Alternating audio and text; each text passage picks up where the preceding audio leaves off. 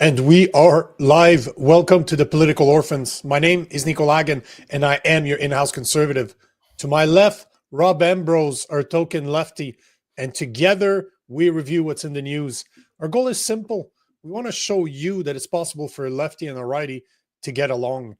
And if we disagree, we're able to have a conversation like normal human beings. Because never forget, wow. First fuck up in a while. No, hold on. Never forget. You got it. As I'm forgetting. Never forget. I'll get back to you. Never forget that common sense has no political affiliations. You know, I've wondered, I was actually thinking about that over the weekend. Should we just have one that's professionally made so I don't have to say it every fucking day? That's or possible. The fact that I still say and mess it up is part of the charm. That's funny. I don't know. Well, yeah, no, I mean, I don't know. Don't forget. Yeah, don't forget. Perfect timing for me to fuck it up, bro. Yeah, we'll get back to you on that one. Yeah, but perfect timing for me to fuck it up. So yeah, what's going on, man? Not too bad, brother. She's starting to get warm out there. I don't know what it's like there in Montreal, but where I am, it's actually. So I think it's our first day in double digits. That's Celsius for our American friends. I don't know what that is in Fahrenheit, but what a fucking ridiculous temperature system the Fahrenheit is. I don't understand. It meets. Celsius and Fahrenheit meet somewhere at the bottom, like minus 40. It's like minus 40 is the same. Is minus 40 Celsius, and they meet somewhere in the upper echelons too. But the system makes no sense to me. Yep. I just can tell you, like, I know that if you tell me it's 80 outside, you'll be comfortable. Like, you can wear shorts. Do you know what I'm saying? Like, I know my like 50, it kind of sucks. Like 50, 40s, it's not pleasant. Wear a coat. But I can't tell you what, like, I'm not able to translate it into Celsius off the top of my head. It's some weird calculation. Doesn't make sense. Like divide by 2, add 30, you know, fucking multiply it by a fourth. What it says, some fucked up shit. Cheryl, how's it going? How you doing today? Cheryl, what is going on? We're just waiting for Prairie now. What's the so, you know what, let's talk questions. And you guys will understand why later on. But do you think that Bill Maher is right, that the left needs to go back to classical liberalism? Because this is what he talks about all the time, right? He calls himself a classic liberal. Mm-hmm. And that's always his main point. As much as I think he's far too left for me, he is about one of the ones that makes sense. If I look at the left, I can listen to Bill Maher as much as, again, there's things that he says, bro, you're proning socialism here, but there's a lot of stuff that he says is just simple common sense. So, yep, I like Bill, and I think he's right. I agree 100% with him on this. This is sort of where my head is at with the left as well. Just you know. I would call Bill an anti-woke liberal, and I guess that's probably how I would describe myself as well. Absolutely, perfectly said. Like yes, this is exactly what he talks about all the time. He doesn't talk about the Democrats being too. They just are too woke. That is you're bang on. I think that I agree with you 1,000%. And I think that a lot of people don't think that there is such a thing. I think a lot of people don't think that there is an anti-woke liberal. But we do exist. Right now, we're a minority on the left, and you know, part of the reason, one of my intentions on doing the show is to somewhat raise the profile of these anti-woke liberals, because we do exist and we're out there. We're the minority right now, but I think that's changing. Cheryl is bang on. Yes, that's exactly what I mean. Meaning when liberals, for the working and free class, speech, world peace, free speech as well. You know, the best example I can give you of a classical liberal is JFK. JFK was one of the last classical liberal, if not the last, to just stand up for the middle guys. He did not want the Federal Reserve, which is probably why they took him out. He's no longer with us. But I could still agree with a bunch of its stuff, of the stuff that he proned. Because as a Canadian, man, I still have social services that I believe should be there. compared to the American one. That's why I'll never be as right as a Republican, because this is, to me, there's certain things that are interesting. okay. What specifically? What do you mean? I can argue for universal healthcare. I can argue with that. Okay. I can argue with free-ish schools. Yep. Yeah, I agree. But I would like to have, we've spoken about this before, but for me to, if you want to be able to take care of the healthcare, if you want to be able to take advantage of our healthcare, you need to take care of yourself first. Yeah. If you're sick and it's always on you, it's always you that's not doing enough. You're not eating right. You're not exercising. We should cut you off, or there needs to be to the back of the lineup or something. Oh, yeah. Make you, like, there should be consequences. We shouldn't be encouraging you, but at the same time, I should, there has to be a way to be in between, because as per the calculations I made, the average Canadian, and I'm talking Canadian as in from 0-year-old to until they die, it costs over $9,200 a year for our universal health care per Canadian. That's right. We did that. And people were outraged in the US. They pay like 12 grand per year. I'm like, yeah, but 3 grand more. I've seen the service in the US. Like my buddy's wife broke her arm at a concert where we were having a few drinks. That same night, the arm, we literally showed up to the clinic. She got an x-ray done. Your arm's broken. Piff, puff, poof, bing. The arm is in a cast and we're good to go. In Canada, oh, Jesus, you're going to be there for 18 hours in a row. You might see a doctor. You might not. Who the fuck knows? So if 9 grand brings me, I don't know if I'm made. Like if 9 grand will, have you considered dying? Or what? My arm's broken. Yeah. Okay, so you have a broken arm, but on the other hand, it's going to be a bit of a wait. But you know what I'm saying? There has to be an in between. Same thing for schools. I understand why you would want a school system that's somehow subsidized by the state. Yep. But at the same time, do I want them to turn them into an indoctrination center like they've been doing? And it's funny enough, because we're going to talk about Harvard today and how Trump is going after them right now, and people are outraged, and I'm sitting there, I'm like, why are you outraged? Why the fuck are they getting funded by taxpayers' money in the first place? We're not talking about a place that everybody can go. We're talking Harvard. Like, come on. With a massive endowment. Yeah, there has to be an in-between. There has to be a place that fits between what the US has and what Canada has. Because in Canada, we've gone too far left. We've gone to indoctrination. We've made it like, in Canada, I still have to pay taxes. And if I want private care, I need to pay for the private care too. I can't say, you know what, I'm not going to pay for your $9,200 and I'm going to put it towards my private care. You know what I mean? So there has to be in-betweens. What's going on, Tony? What is going on, bruh?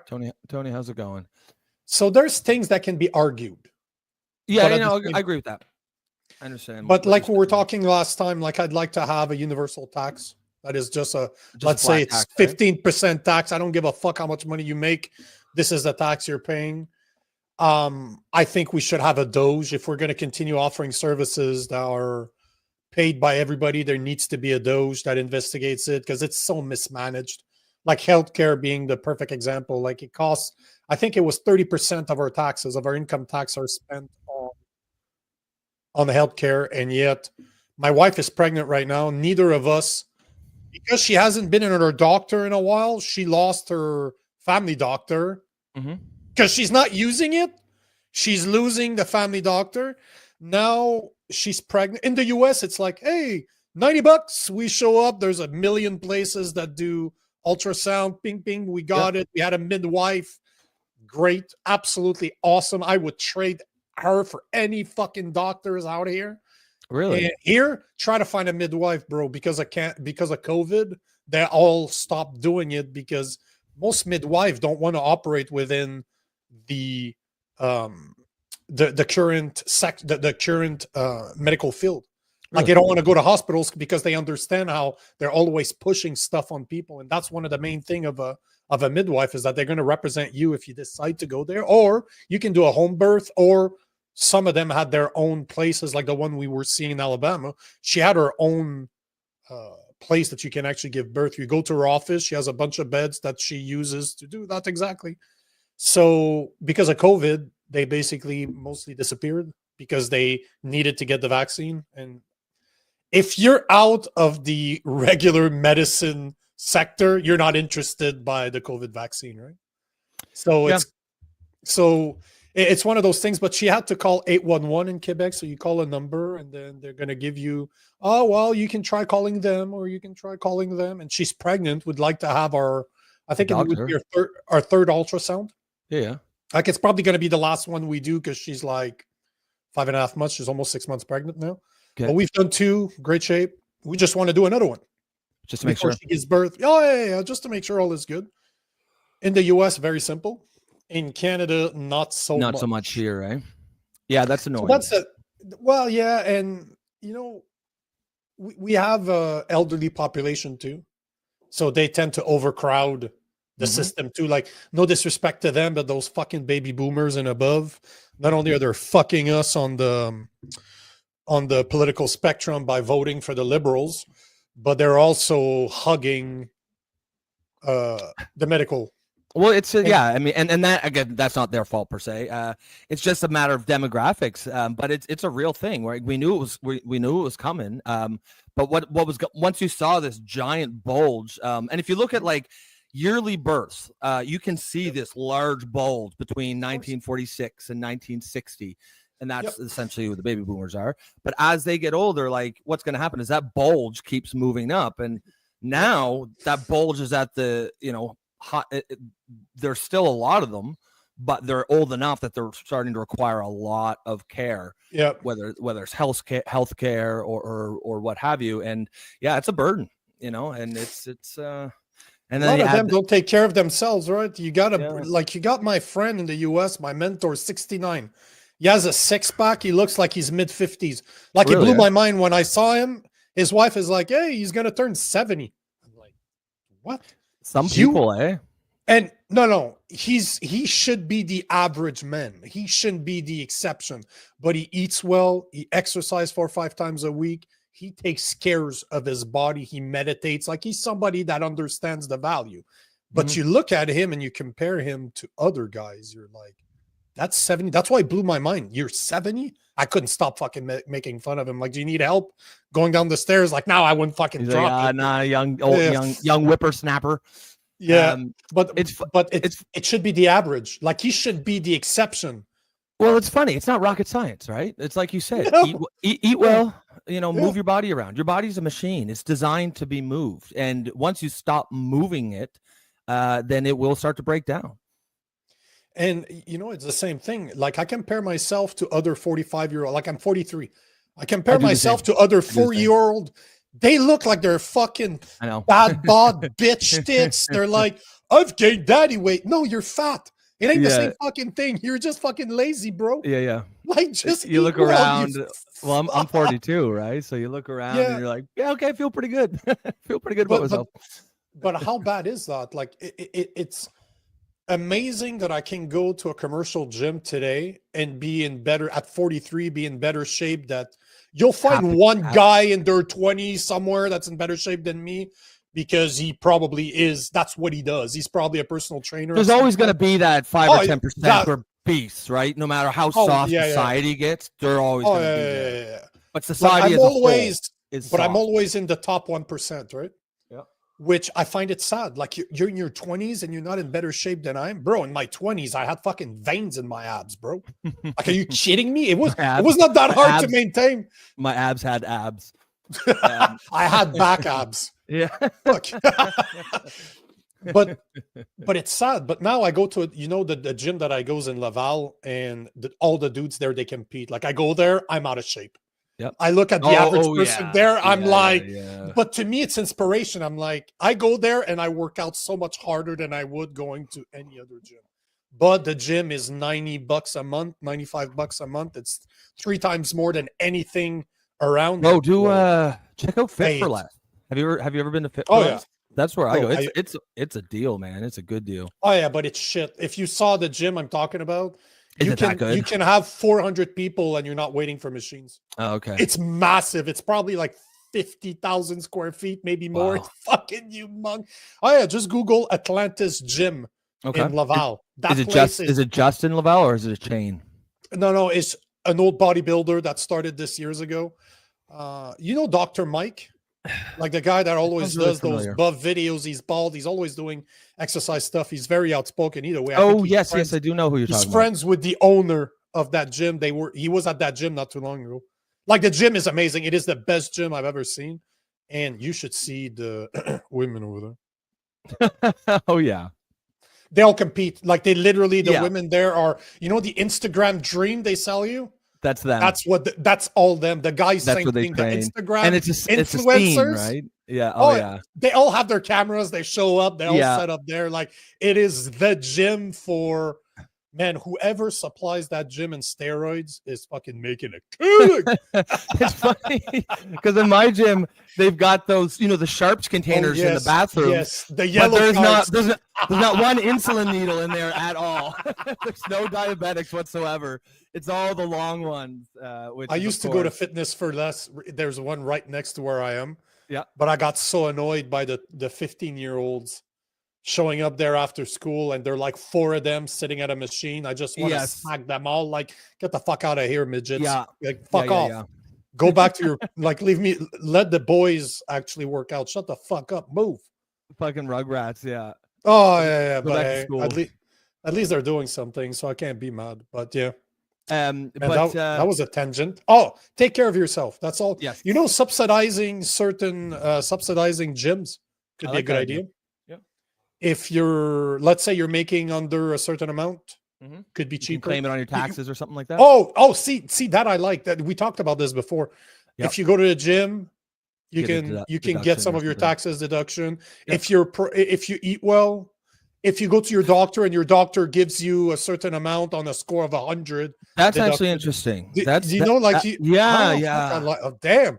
Let's run. Well, Let's change the system. Especially in a country where you have universal health care, the government has a vested interest in incentivizing those sorts of things, right? Yep. I kind of like that idea, actually. Of course, like where you have, whether it's a certain like metrics, if your blood pressure is below a certain point. Yeah. Blah, blah. Now, the left would freak the fuck out. It's ableist. Like, fuck off. That's one of the problems with the left is like it's incentivizing mediocrity, and it cuts at the knees any type of excelling. And I just think that's a real shitty way to structure your society, because you will eventually be that. You will eventually be a mediocre society, and you can make the case that that's where we are. It's like, when's the last time you saw somebody that's really in shape call for overtaxing millionaires and billionaires, saying, "We don't need that much"? One principle aligns with the other. You don't excel at something and be able to look at others that don't want to excel and say you can't do that. It's always the haters that hate, right? It's very interesting when you think about it. Oh yeah, but Tony, I feel you, bro. What's Tony saying? My 69-year-old father-in-law, he's in better shape than I will ever be. Either you're really bad shape, bro, or he's in phenomenal shape. But you're right, bro. One of the first guys I met years and years ago, I was barely 22, 23, show up to the gym 5 o'clock before going to work. The dude had to be the age of my buddy, like around 70 years old, 6-pack. Not the biggest of guys. Probably like a 5'10", 175-pound ripped, but like a 5'9", 5'10", 170-ish, just shredded. No body fat. Yeah. No. He walked around probably like a 10% body fat, and he's 70 years old. So that motherfucker worked for that shit. Okay. Like this is, in your 20s, if you exercise, if you did martial art at the level I did, like you're training 5 times a week, 2 hours a day, bro, I could eat whatever the fuck I wanted. I'd be shredded. It doesn't matter. Well, fuck. What's the name of that swimmer? The big Michael Phelps. Phelps. Yeah. Apparently, when he's training, he was consuming like 20,000 calories a day or something ridiculous. Go check his pre-training breakfast. You will flip. It's like 10,000 calories. And you know what's crazy too is he's like his breakfast was pretty like healthy, nutritious, but he said other than that, he didn't necessarily eat clean. He just said any calories. His breakfast wasn't even. It was pancakes with chocolate chips with maple syrup. Yeah, like he just calories, no matter what. He knew he was going to burn it, so it didn't matter. Well, but see, and this is the difference, right? We should kill this conversation because I can go for hours on this subject. But at one point, calories in, calories out is incorrect, right? Yes, a gram of fat's 9 calories, a gram of carbs, or a gram of protein is going to be 4 calories. But there's qualities to this. Right? There's nutrition, right? There's nutrition that matters. Because even Phelps, he came back afterwards, said that he'd probably do it different. Because you look, man, because you're eating junk, like you're really eating shitty fucking stuff. That's right. So That's right. This is not preventing you from having problems that are relating to sugar. Yeah. It doesn't matter that your insulin is like spiking every time. Your insulin's down the fucking drain. You can still get diabetes. Yep. Even if you're Michael Phelps, because you're eating fucking sugar by ha. So, yeah.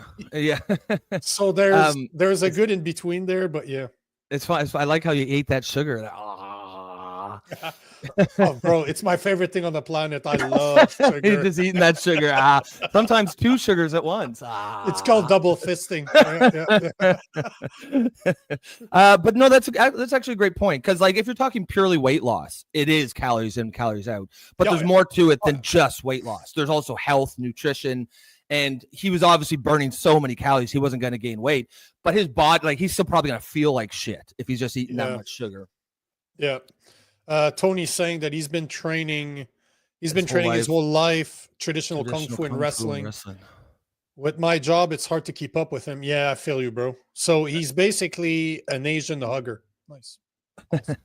I mean, the thing is like, it sounds like someone who's just been in these habits his whole life. And that's why, like, for me, like, I've been in and out of the gym my whole life. Sometimes I'm really going hard. Even when I'm not going hard, I'm still going once or twice a week. But I feel like, at my age now, it's important to really lock in a lot of these habits, because as you get older, you really want to have those habits already baked in. If you're 50 and 60 and then starting to pick up the gym or getting fit, it's definitely not where you want to be. What Tony's dad is doing is definitely the right way to do it. Yeah. There was an article a long time ago that I read. He was saying that one of the most important thing that you need as you get older is grip strength and balance. Both things that you can work at the gym, because balance, if you fall as an elderly, this is where you get really injured, and because your body obviously doesn't recuperate as fast. And grip strength, if you're gonna fall. Does that help you when you're eating that sugar there? No, that's about the softness of my hands. I'm all full of calluses, bro. Like, I would not be pleasant for dicks. But you know what I'm saying? Like, right? the equivalent of like a lesbian with long nails, right? Oh, the smell attached to that too. Huh? It's gonna be funky after a while. But the grip strength is super important, and that's one thing I really have is I have a very strong grip because of martial art. You're used to always being, of course, because you're always moving body around, right? Like wrestling. Why do you think the guys are so strong? Because they're literally moving full-grown men around. That's all they're doing, is literally picking up and slamming people and trying to dominate people. So their strength, when they close that grip, you're not opening it, man. Yeah, agreed. And I think Tony on that one too, bro. I couldn't agree. Here. Sugar is probably the hardest thing. Well, it's. I mean, there's a reason. It's harder It's hard. Did you know that it's harder to quit than cocaine? I believe it. It is. Absolutely. There's a good reason why it's everywhere, bro. It's not a coincidence. Well, there's a reason why. So, like, the snack companies, they're coming at us with like hard science. They know exactly our weak points, right? So one thing I found really interesting, I watched this documentary and it was explaining that there's three tastes that human beings that we are genetically predisposed to really crave, and that's sweet, salty, and fats. And if you look at any junk or snack food, it's almost every single one is one of those three. Because back in the day when, what our ancient ancestors lived, though all those tastes were hard to find. You got your fats from hunting animals, sweets from maybe, honey, like honey at a beehive or something, and salt, you couldn't go to the store and buy it. So they were all hard. So your body had to be incentivized to get it. And so we crave it so that we do the hard work to get them, because we need all those things too. Now, fast forward to today, where anyone can walk down to the store and get any of those tastes as much as they want, but our bodies are still in that scarcity mindset. And the snack companies know this, and they're playing our own biology against us, and that's why it's so hard. Oh, of course, they're not stupid. If one thing they're not is stupid, right? No. So let 25 minutes in. This is the hardest. This is the part that we always struggle on. To be fair, I like this though. I think people like this. I think because you never know what the fuck we're going to talk about in the first 20 minutes. It could be literally anything. Surprise! Yeah, surprise, motherfucker. So what do we got today? I'll repeat the question. Do you, just like Bill Maher, do you believe that liberals need to become classic liberals or classical liberal again? Is it where you think the Democrats / liberals, because this would apply to Canada as well, do you think they need to go back to a more anti-woke liberal, classical liberal? And I guess I feel like a lot of people might not like. I feel like if you say anti-woke is liberal is the same as classical liberal, people might get it a little more. And of course, I want to hear everyone's answer on this. But I'd really like to hear any lefties or liberals out there, people on the left, what your take is on this for sure. Because for me, it's just duh. I've been talking about this. Yeah, I feel like every righty's going to be like, motherfucker, duh. Yeah. Duh. Obviously, But I also enjoy Bill Maher. As much as I disagree with him, I do agree with him on a lot of things. Well, you know why? Because he's fair. Like, he's fair-minded. You may not agree with him, but he has actually spent some time thinking about his positions. And you may not, again, smoke cigars. Yeah. Like on this show.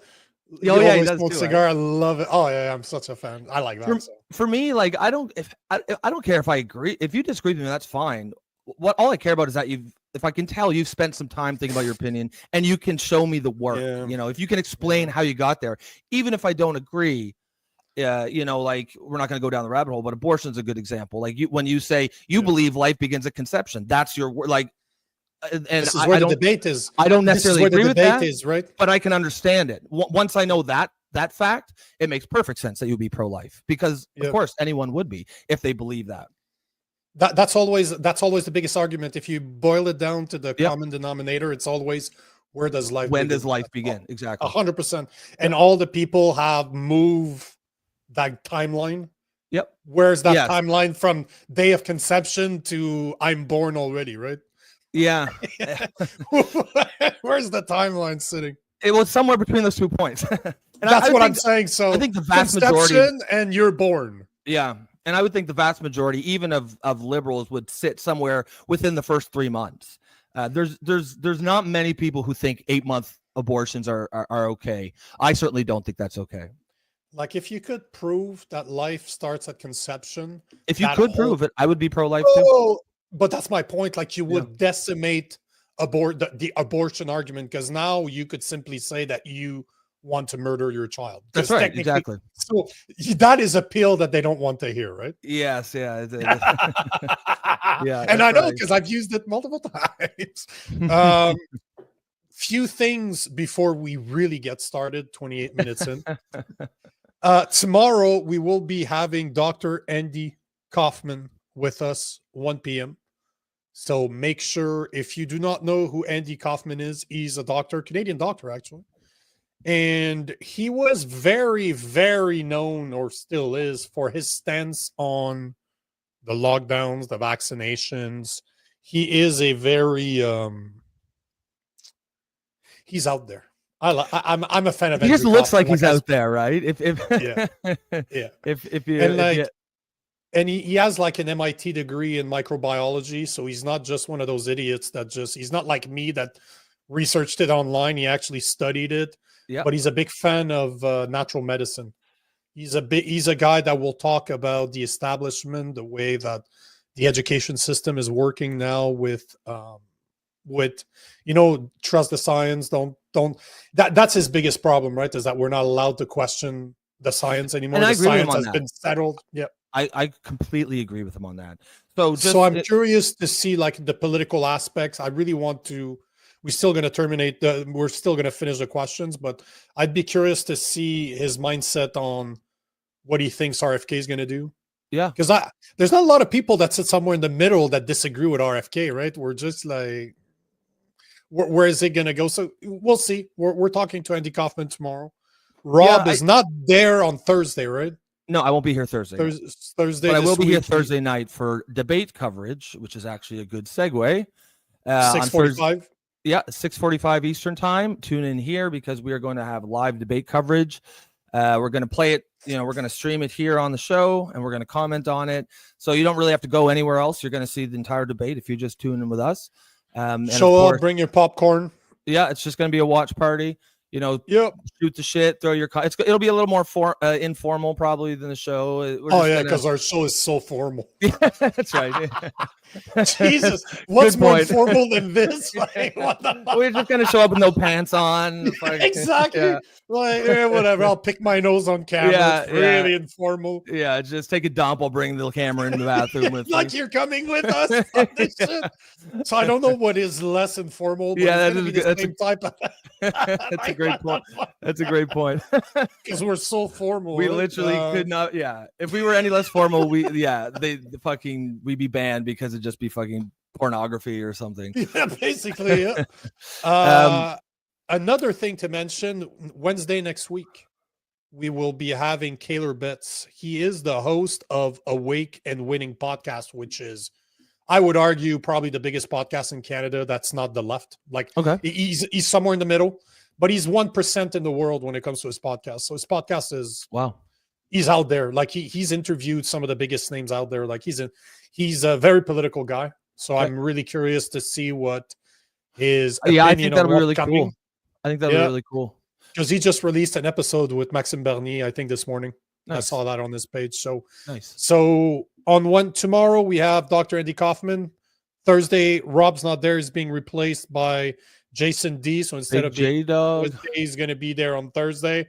We are covering the debate on Thursday, 6:45 p.m. Eastern time. Wednesday next week, we have Kaylor Betts, the host of Awaken Winning. And on the 28th, we will be doing live. We haven't figured out the format yet, but we want to cover the election, whatever the fuck that means. So we will be live covering the election, but during the day, so Monday the 28th, there will be no show between noon and 2. I'm traveling to Kelowna, so it kind of works for me because it allows me to take an earlier flight. Yep. But yeah, just to say that I got a feeling this show might be long. Because if we're covering, I think so. It won't be long. So. I assume that it will be. Is that a Wednesday? Thursday. Okay. And just what am I saying? It's a Monday. What the fuck am I saying? Monday. Okay. It's Monday the 28th. We were both literally as far off as you could get. It's a Thursday. What are you talking about, Willis? No, it's a Monday. What you talking about, Willis?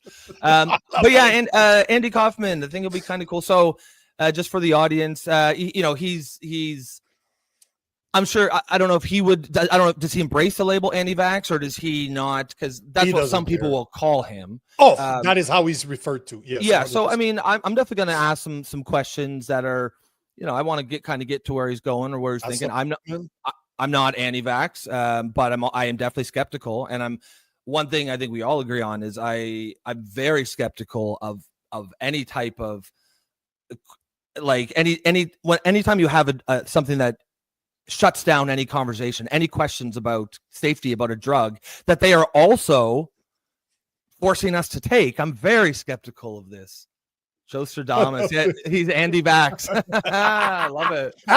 Well played, sir. Yeah, well played. Yeah, that's a great. That's one. Great. That's anti-vax. You should. If that were me, I would make that my my Twitter name. We should suggest it to him tomorrow. Man, I've had a good conversation with him already. He's just a cool bro. Like he's just a cool dude.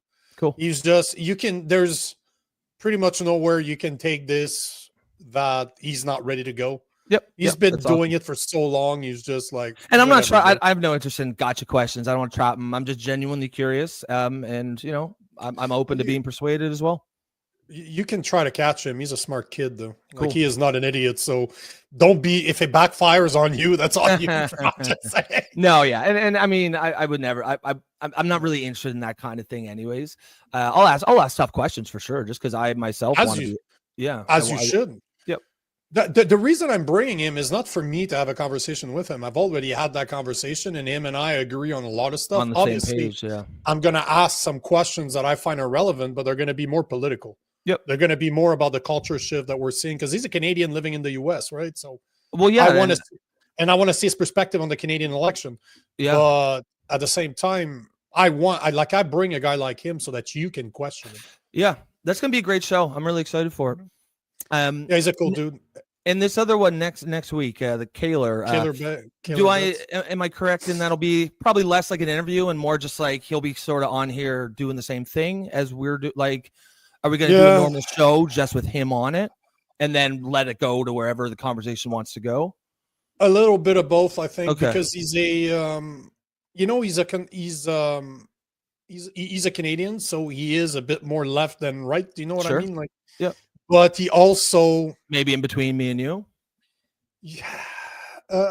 No, I don't know. You'll see. It'll be cool. It'll be cool. We've had some very interesting conversations, him and I, and we agree on a lot of things. Like, we literally recorded on his podcast last week for an hour and a half off of 3 points that I made in the first 3 minutes of the interview. Yeah. He asked me a question. I said 3 things. He talked about Trump and Canada politics. I don't remember the exact question, but literally for more than an hour and 20 minutes, we spoke about the 3 comments that I made. And we broke them down and actually went on conversation. And some of the stuff we don't agree with. I don't agree with him. He does not agree with me. He pushed back. But I'm able to have a conversation with this guy the way I'm able to have a conversation with you. Yep. He's more conservative than liberal. Okay. But I'm more right than him. Like, I'm more conservative than he is. Yeah. But at the same time, he understood what I meant. And I can relate to what he was saying. As much as we don't agree, I see where he's coming from. You know what I mean? And that's what's really important. I mean, that's what we try to do in this show. Kind of what we just did with the abortion thing. Like, yeah, we don't agree, but like we understand where each other's coming from. And that, I feel like when you do it that way, then you get out of this stuff, well, you know, thinking the other person's a monster, you know, because they don't agree with you, right? Like, you understand, you know, they show their work. And I think we need to get back to, essentially, that's what we're trying to model on this show. And it sounds like this guy is a perfect He's a common sense guy. Yep, he's a very, very common sense. And I got all the time in the world for that. I don't care where you are on the spectrum. He would be the type of guy that would probably be able to convince you to vote for Pierre Poilievre. Do you know what I mean? Yeah. Like, but he also likes Maxime Bernier, but he knows he can't win.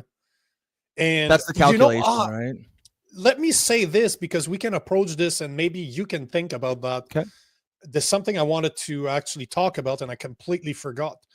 He said something on the show that we did together. It hasn't been released yet, but he asked me a question, and it's interesting because we've talked about RFK, we've talked about Tulsi Gabbard, we've talked about Elon Musk joining Trump, even though they're Democrats.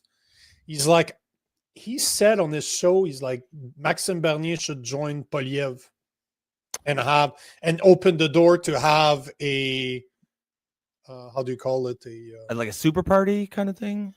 No, but because his point is, and we can ask them that next week, but his point is that Maxime Bernier is not going to win. He could win his riding, which it's possible, but he's not going to become prime minister, and even him knows that. So because he knows that, it's not very incentive. Like, people they don't feel incentivized to vote for him. They'd rather vote for a party that is not the liberal, for the conservative, even though that their value align more with Maxime Bernier that they do against Pierre Poilievre, right? It's really, let's vote the liberals out. Who can make that happen? Maxime Bernier, not likely. Pierre Poilievre, very likely, right? Yep. So he's like, in that mindset, if Maxime Bernier's goal is to make sure that Canada doesn't go down the path of another liberal party, shouldn't he just align with Pierre Poilievre? That was basically and I'm like, fuck. It's an interesting, yeah, because as much as, hey, Sylvie, what's going on? By the way, thanks for sending me that article earlier. Awesome. But Max and Pierre Poilievre don't have the same vision, convictions, and values. And I agree with you 1,000%. I totally agree. But at the same time, you could say the same thing about Tulsi Gabbard and Donald Trump. You could say the same thing about RFK and Donald Trump. And I'm sure that right now you go to RFK and you ask him, would you make a better president than Donald Trump? And he's going to tell you yes right off the bat. Of course. So that's my point. Like, it could be like a short-term alliance just based on the environment in the moment, right? Because I agree with Sylvie 100%. Like, Maxime Bernier and Pierre Poilievre are not the same people at all. They do not. I align more with Maxime Bernier than I do with Pierre Poilievre. No questions about it. But I bet they strongly align with not wanting liberals to into office, though. And his point kind of, I had never considered it until then, yet I've spoken about how it was awesome for Trump to be able to get RFK, Tulsi Gabbard, and Elon Musk, yet and that had never occurred to me that by associating with them, he could make sure that the liberals don't win, right? Yep. It was just, we'll talk about it next week. I just thought it was interesting because I didn't think about it. And I was actually, bro, I gotta think about this one, because if I was in his place, would I do it or not? Do you do it for you to become prime minister, for your party to gain seats, or what matters to you is to prevent the liberals from becoming the next party that's going to continue the job that Trudeau started? Right? Well, and you can, I mean, I'm sure his main calculation is what's right for the country, but you could also make the case that if he's not done with politics, if he wants to stay in, maybe something like that, he gets a cabinet post or something, or becomes part of that. That's exactly what he was implying, as in would you make it happen if he gives you whatever cap, just like he did with a Tulsi Gabbard and RFK, like exactly. He's doing, and that's Elon politics. That's how I just thought it was a question because for some reason it had never occurred to me, because they're so different, but yet RFK is very different from a Trump, right? Yeah, and if you ask absolutely. Him, and that's the point that he made. He's like, ask RFK right now if he thinks he'd make a better president than Trump, and of course he's going to say yes, right? Yeah, no, that'll be a great conversation. I'm looking forward to it. Let's take a few of these comments here. I'll get go for it, man. So Jason says free speech is not popular speech. Jason, I mean, we've all said that a few times on the show. That's that's a bedrock principle around here, and you're absolutely correct. You do not need to protect popular speech because it's by nature is popular. The only point of having free speech is to protect the unpopular version. He says more like me. I believe he's talking about Kaler there, suggesting. Yep. So, I think Kaler is a bit more to the right than you, Jason, but not by much. And it's funny because we still talk in these terms left, right, because we, it still makes some sense and we all know what we mean. But in a lot of ways, I think that way of looking at politics doesn't really make as much sense as it did 10, 20, 30, 40 years ago. So it just makes it simpler to understand. Yeah, you can understand some core things. There's usually a but attached to it, right? Like, I'm a liberal, but I'm not woke. Or I'm a conservative, but I do, like you said, I'm conservative, but I think there's a place for certain social services or something like that. Kaler Betts would be a conservative that has no problem with abortion, if I could describe him. Yeah. So that's why he's between you and I, because there are things that I don't agree with. Yep. He's a spiritual guy, which is another thing that not necessarily religious. So is that what you mean? I didn't push a question. It was not like it's irrelevant to me. Like it's absolutely irrelevant to me. Just like you would support somebody to be a Christian. Absolutely. If it's so you know what I mean? Like this is not just by the way, I can recognize the language of a Christian without you don't need to tell me you're a Christian and I recognize you because you'll use word like serving. The average person never uses the word serving. So as long as you tell me, I serve others, I'm like, you're a Christian. It's kind of how you can recognize a Muslim by whether they're praying in the middle of the street or not. Hello. Shutting down traffic. God damn. Take more questions so that we can actually take some more comments. God damn, Wow, good for you. That was a good one. I was going to say you can recognize a Muslim because they're exploding, but buzzing. But that's not my joke. I recycled this from, I think it was Andrew Schultz that said that. Of course, but I like that guy. He's funny. he's awesome. If there's one comedian I want to see, and even my wife reminded me yesterday, he's like, if we're ever close, wherever we are in the world, we're fucking going to see him. Yeah. I agree with you. Well, that may be Dave Chappelle, just because like it's Dave Chappelle, right? Yeah. And you know, it's funny because Dave Chappelle's a lot more left than me, but I can still appreciate his humor. He's also common sense too.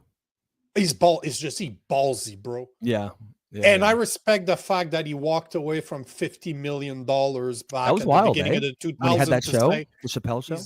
He's like, yep, I'm not taking that money because you guys don't understand my humor. He stepped away from the scene. Like, that is such a baller move to make. I think he, like, there's only so much comedy. Even the best comedians in the world can you can't just keep creating gold like again and again and again. And I think by the second season, he knew that he had used up everything that he had. I'm sure he could slowly build it up, but like for the third, fourth season, he knew the quality was going to go way down. He did perfect. He didn't want to do it. Yeah. Yep. Yeah. I got a lot of respect. But the black supremacist.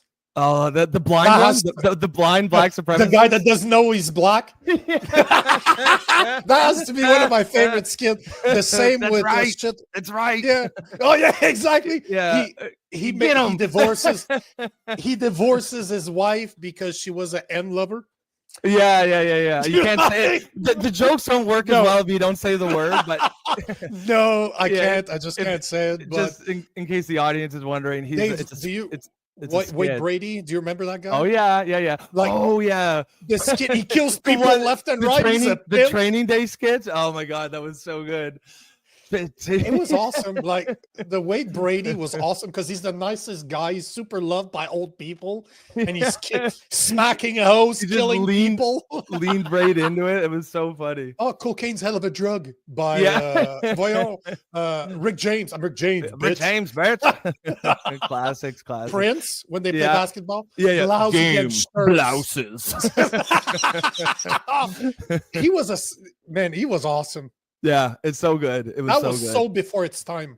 It really was way before. Yep. He changed the game. To me, David Chappelle is similar to a Michael Jackson, like the type of impact that he had on culture. Because that guy opened the door to just ridiculously smart humor. Well, you could put that show. He's not an idiot. He's very smart in what he said, but he made it sound fucking funny. Outrageous. Oh yeah, but it was. And those are the best comedians, like a George Carlin or something, who are intelligent, right? That's the god of comedy, if you ask me. Yeah. But yeah, it's funny. You could take the Chappelle show, not change a bit of it, plunk it in to today, and it would be just as popular. All the jokes still work. Everything still works. In fact, they probably work more.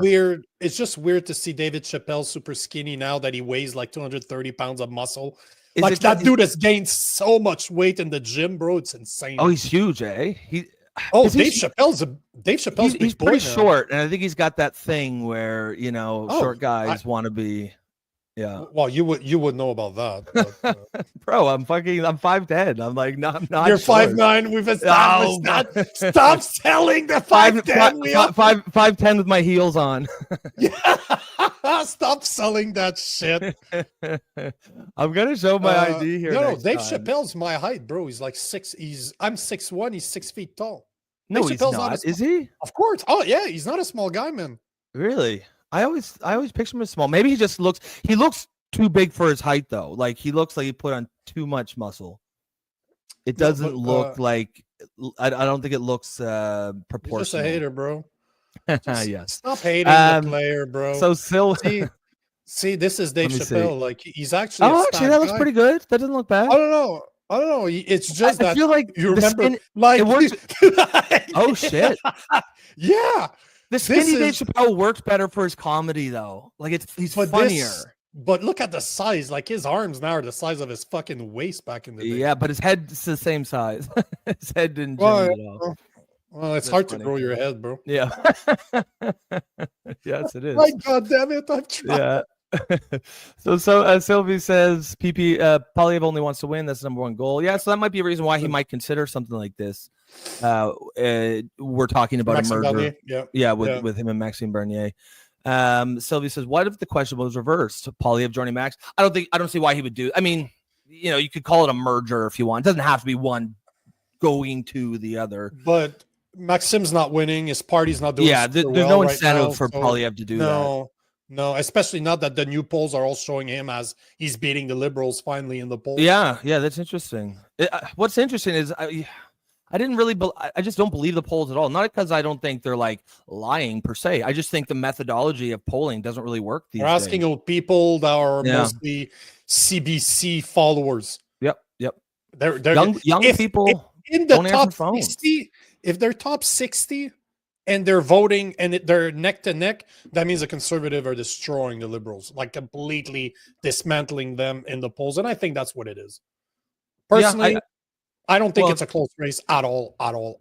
Well, if it mimics anything like the U.S. election, right? Up until the day of the election, it would look neck and neck, and then Trump just blew her out of the water.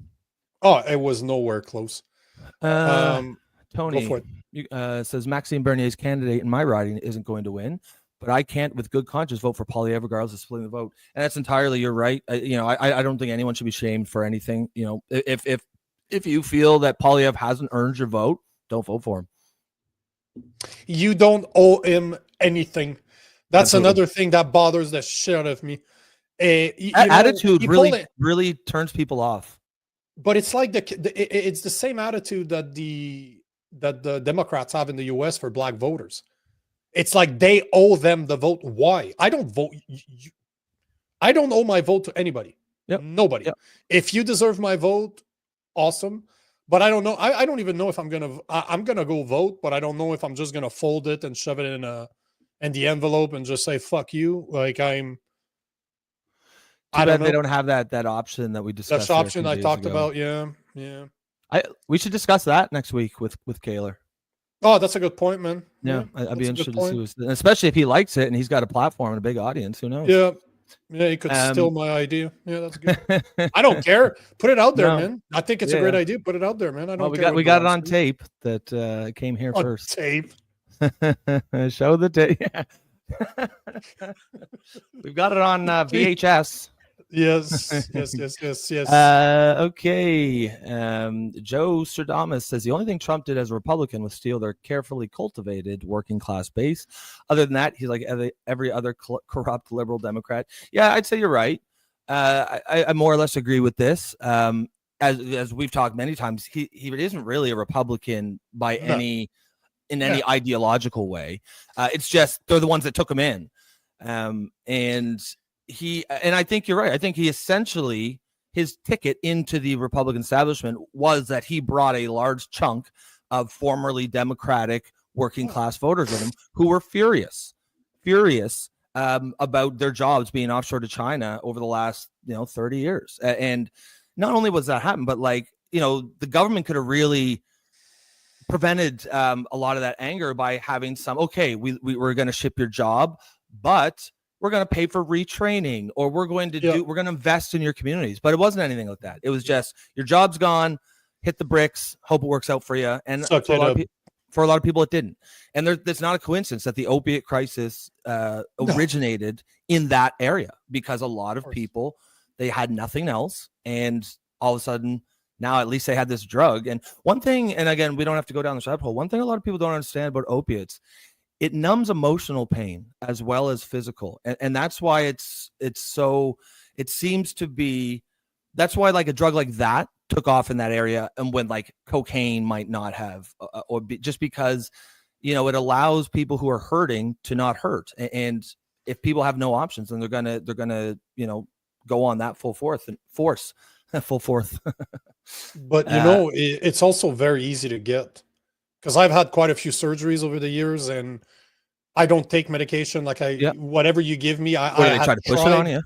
Oh yeah, of course. I literally, just before I came back, I still have bottles from my last surgery. It was filled with oxycodone. I probably had 50 left in the bottle. Yep. And those go for about $10 a pop, like $5 to $10 a pop right now. So it's just, they're easy to find, right? Extremely addictive, and they're very powerful, but they're terrible on your organs. That's why I didn't take it. I took a couple right after my last surgery, And I'm just like, yeah, no. I love the buzz, right? I've done Yeah, a lot you of like drugs it, in you my like it life. too I'm like, much. I'm like, Oh, fuck. ooh, this is gonna be fun. trouble. I'm This is like, gonna be and I trouble. got them like candy right now. I got a prescription. I'm like, nope, Yeah. stag this. Nope, Yeah, no, yeah. can't do it. I know myself way too much. No, Yeah. Well, drugs. Yum, yum, yeah, yum. you gotta love them. I mean, Shouldn't, but I'm a big fan of recreational drug use, to be honest. Responsible not so much these days, but in my younger days, I definitely was. yeah. Jason says Schultz is a savage, and I agree. He's a funny guy. He's my favorite right now. Top number one. Like, yeah, I feel like he opinion, almost puts Dave favorite. Chappelle to the side because, like, he's like just sort He's of the new, but it wouldn't legend. happen. Guys like Schultz would not exist if Dave Chappelle didn't open that door. Yeah. Oh yeah. As much as like I think said, Schultz is better than Dave Chappelle, but without Dave Chappelle, Schultz wouldn't exist. No, that's right. So hey man, 1 hour in. Should we get started? Yes. So few things. We're going to talk about Garcia, the fact, as it says at the bottom of the screen right now, that El Salvador President Bukele won't return Garcia, which is this one we have to follow because this one makes no fucking sense. Yeah, I agree. I don't like at all where they're going with this. We're going to talk about the federal government freezing $2.3 billion in Harvard funds. I was like, how the fuck is Harvard getting $2.3 billion from the federal government? That's what blew my mind about that. Well, Not even why the fuck do they even receive that money? Well, I got a little Russian-Ukraine update for you guys. Okay. We wanted to speak about AOC. Supposedly she's going to run for president. I have another video of Stephen A. Smith that wants to run for president. So I'm so happy that Jason is here. It's got Jason's vote. Yep. And then Bill Maher has an opinion on people like them. Yep. Which works out perfectly. I'm so happy Jason is here. Yeah. I wanted to approach the subject that Sylvie sent us, Sylvie being Clown World. She sent me an article, which funny enough, you sent it to me this morning too, from Meghan Murphy in Canada. So she has some fucked up allegations regarding the federal government, which if that is true, that is literally election. It's true. It's just like, why did they do it? Was it a bank error? That sounds highly unlikely. But if she is correct, because I can only assume, of course, yes, that she is correct. But if she is correct, that is election interference. This is election interference 101. It's really messed up when you think about it. It's really problematic, and I don't really understand it. Like, it's not like it's not like the liberal government actually thinks the PPC is a threat. I don't know why they like.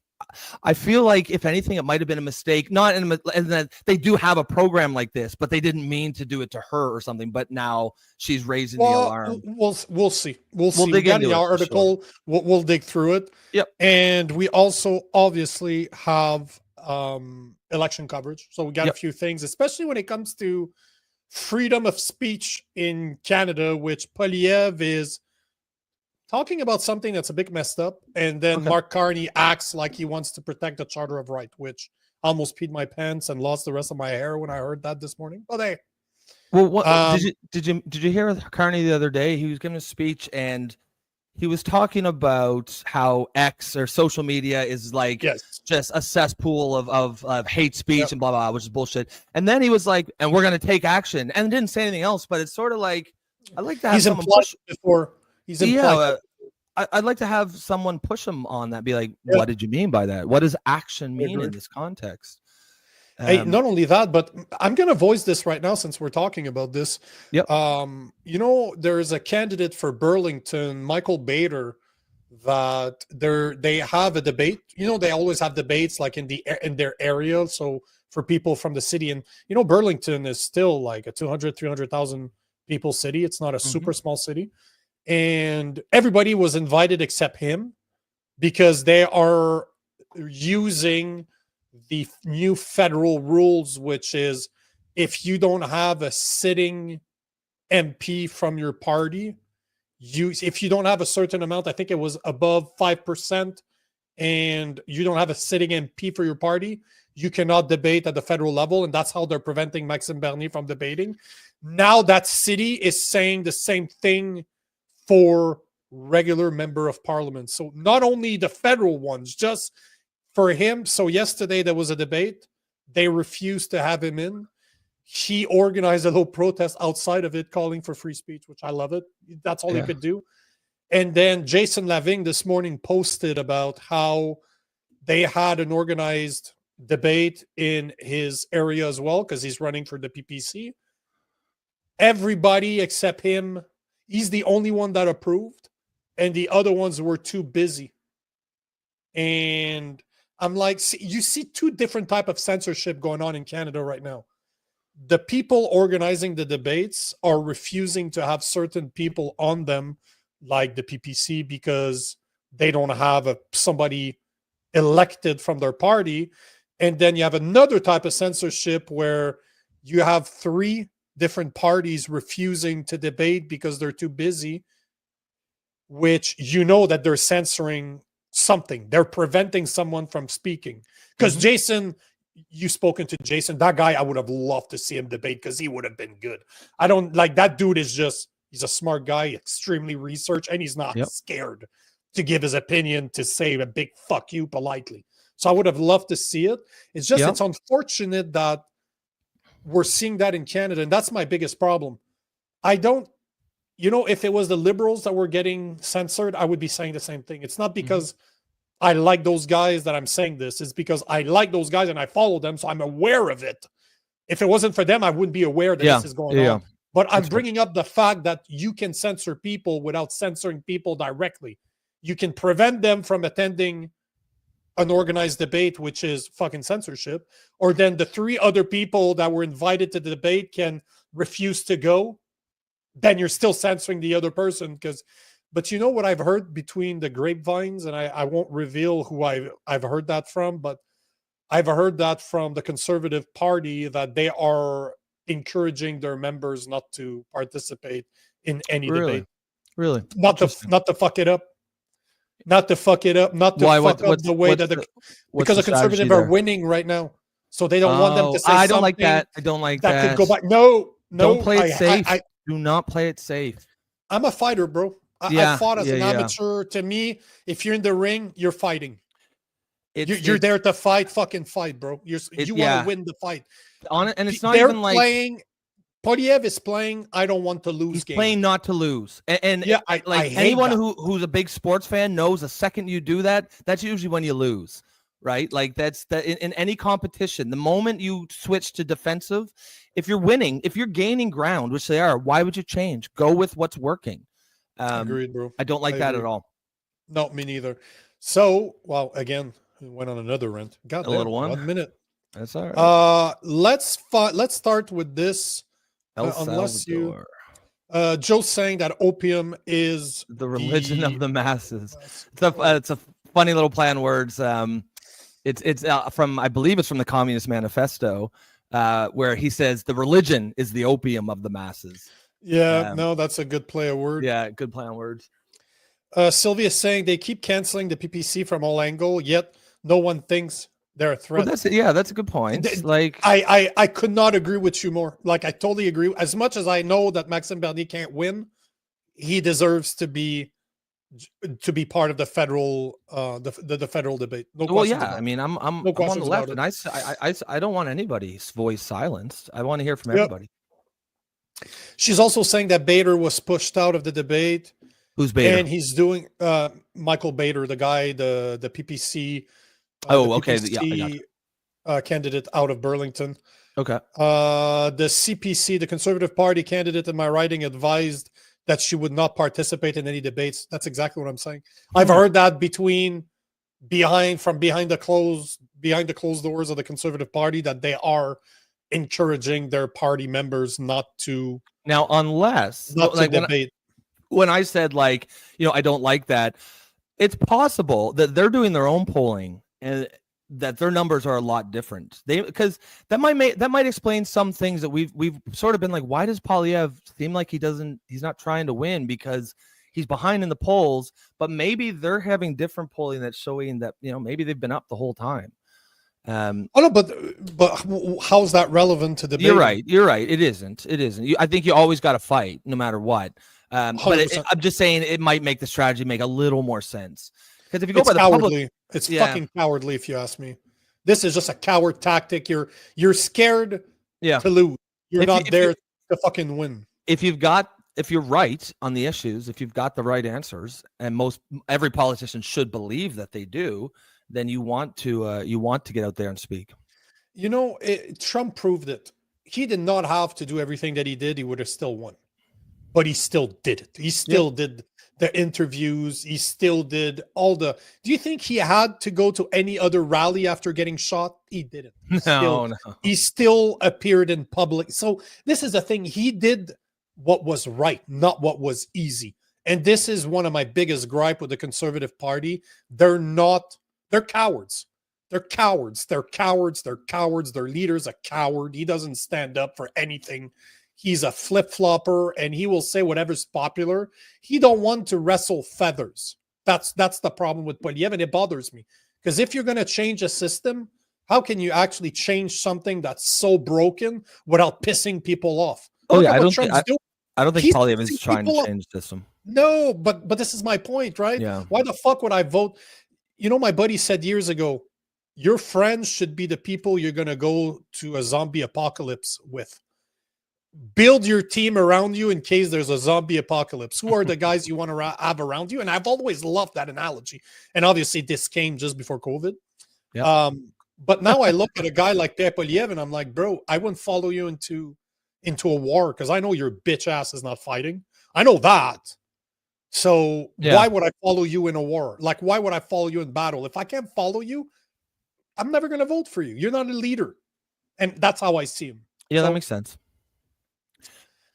But at the same time, what's better, the Conservative or the Liberals? Well, yeah, I mean, that's a calculation you got to make.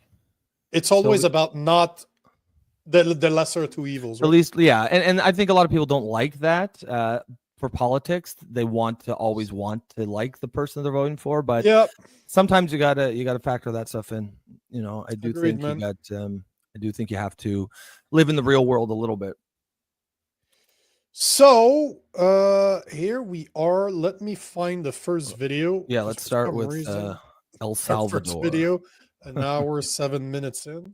Yeah, I will always take this interaction with. I agree. Listeners. I agree. Absolutely. This is why I do. At least this is why I do what I do. Yep. Here is the most. I'll play it. This is just a fucking weird video. This is a video from NBC. They report what happened yesterday at the White House and the comments that were passed by Nayib Bukele, the president of El Salvador, Trump, and I think Bondi is in there as well.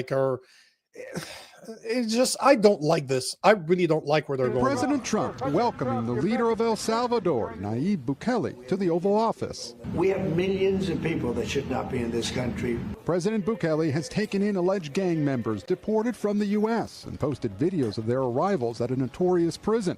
Among them, Kilmar Abrego Garcia, a father of 3 with a work permit in Maryland.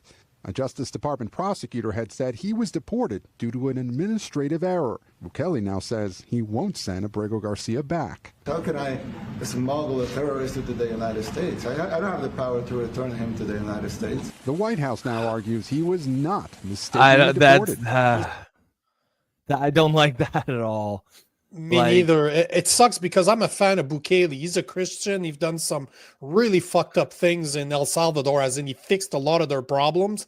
But that one, man, I'm like, I really don't like this. They're both being really cute, right? He's like, oh, I don't have the power to bring him to the United States. Well, no, but the guy beside you does. Between the two of you, if you both that's what's annoying.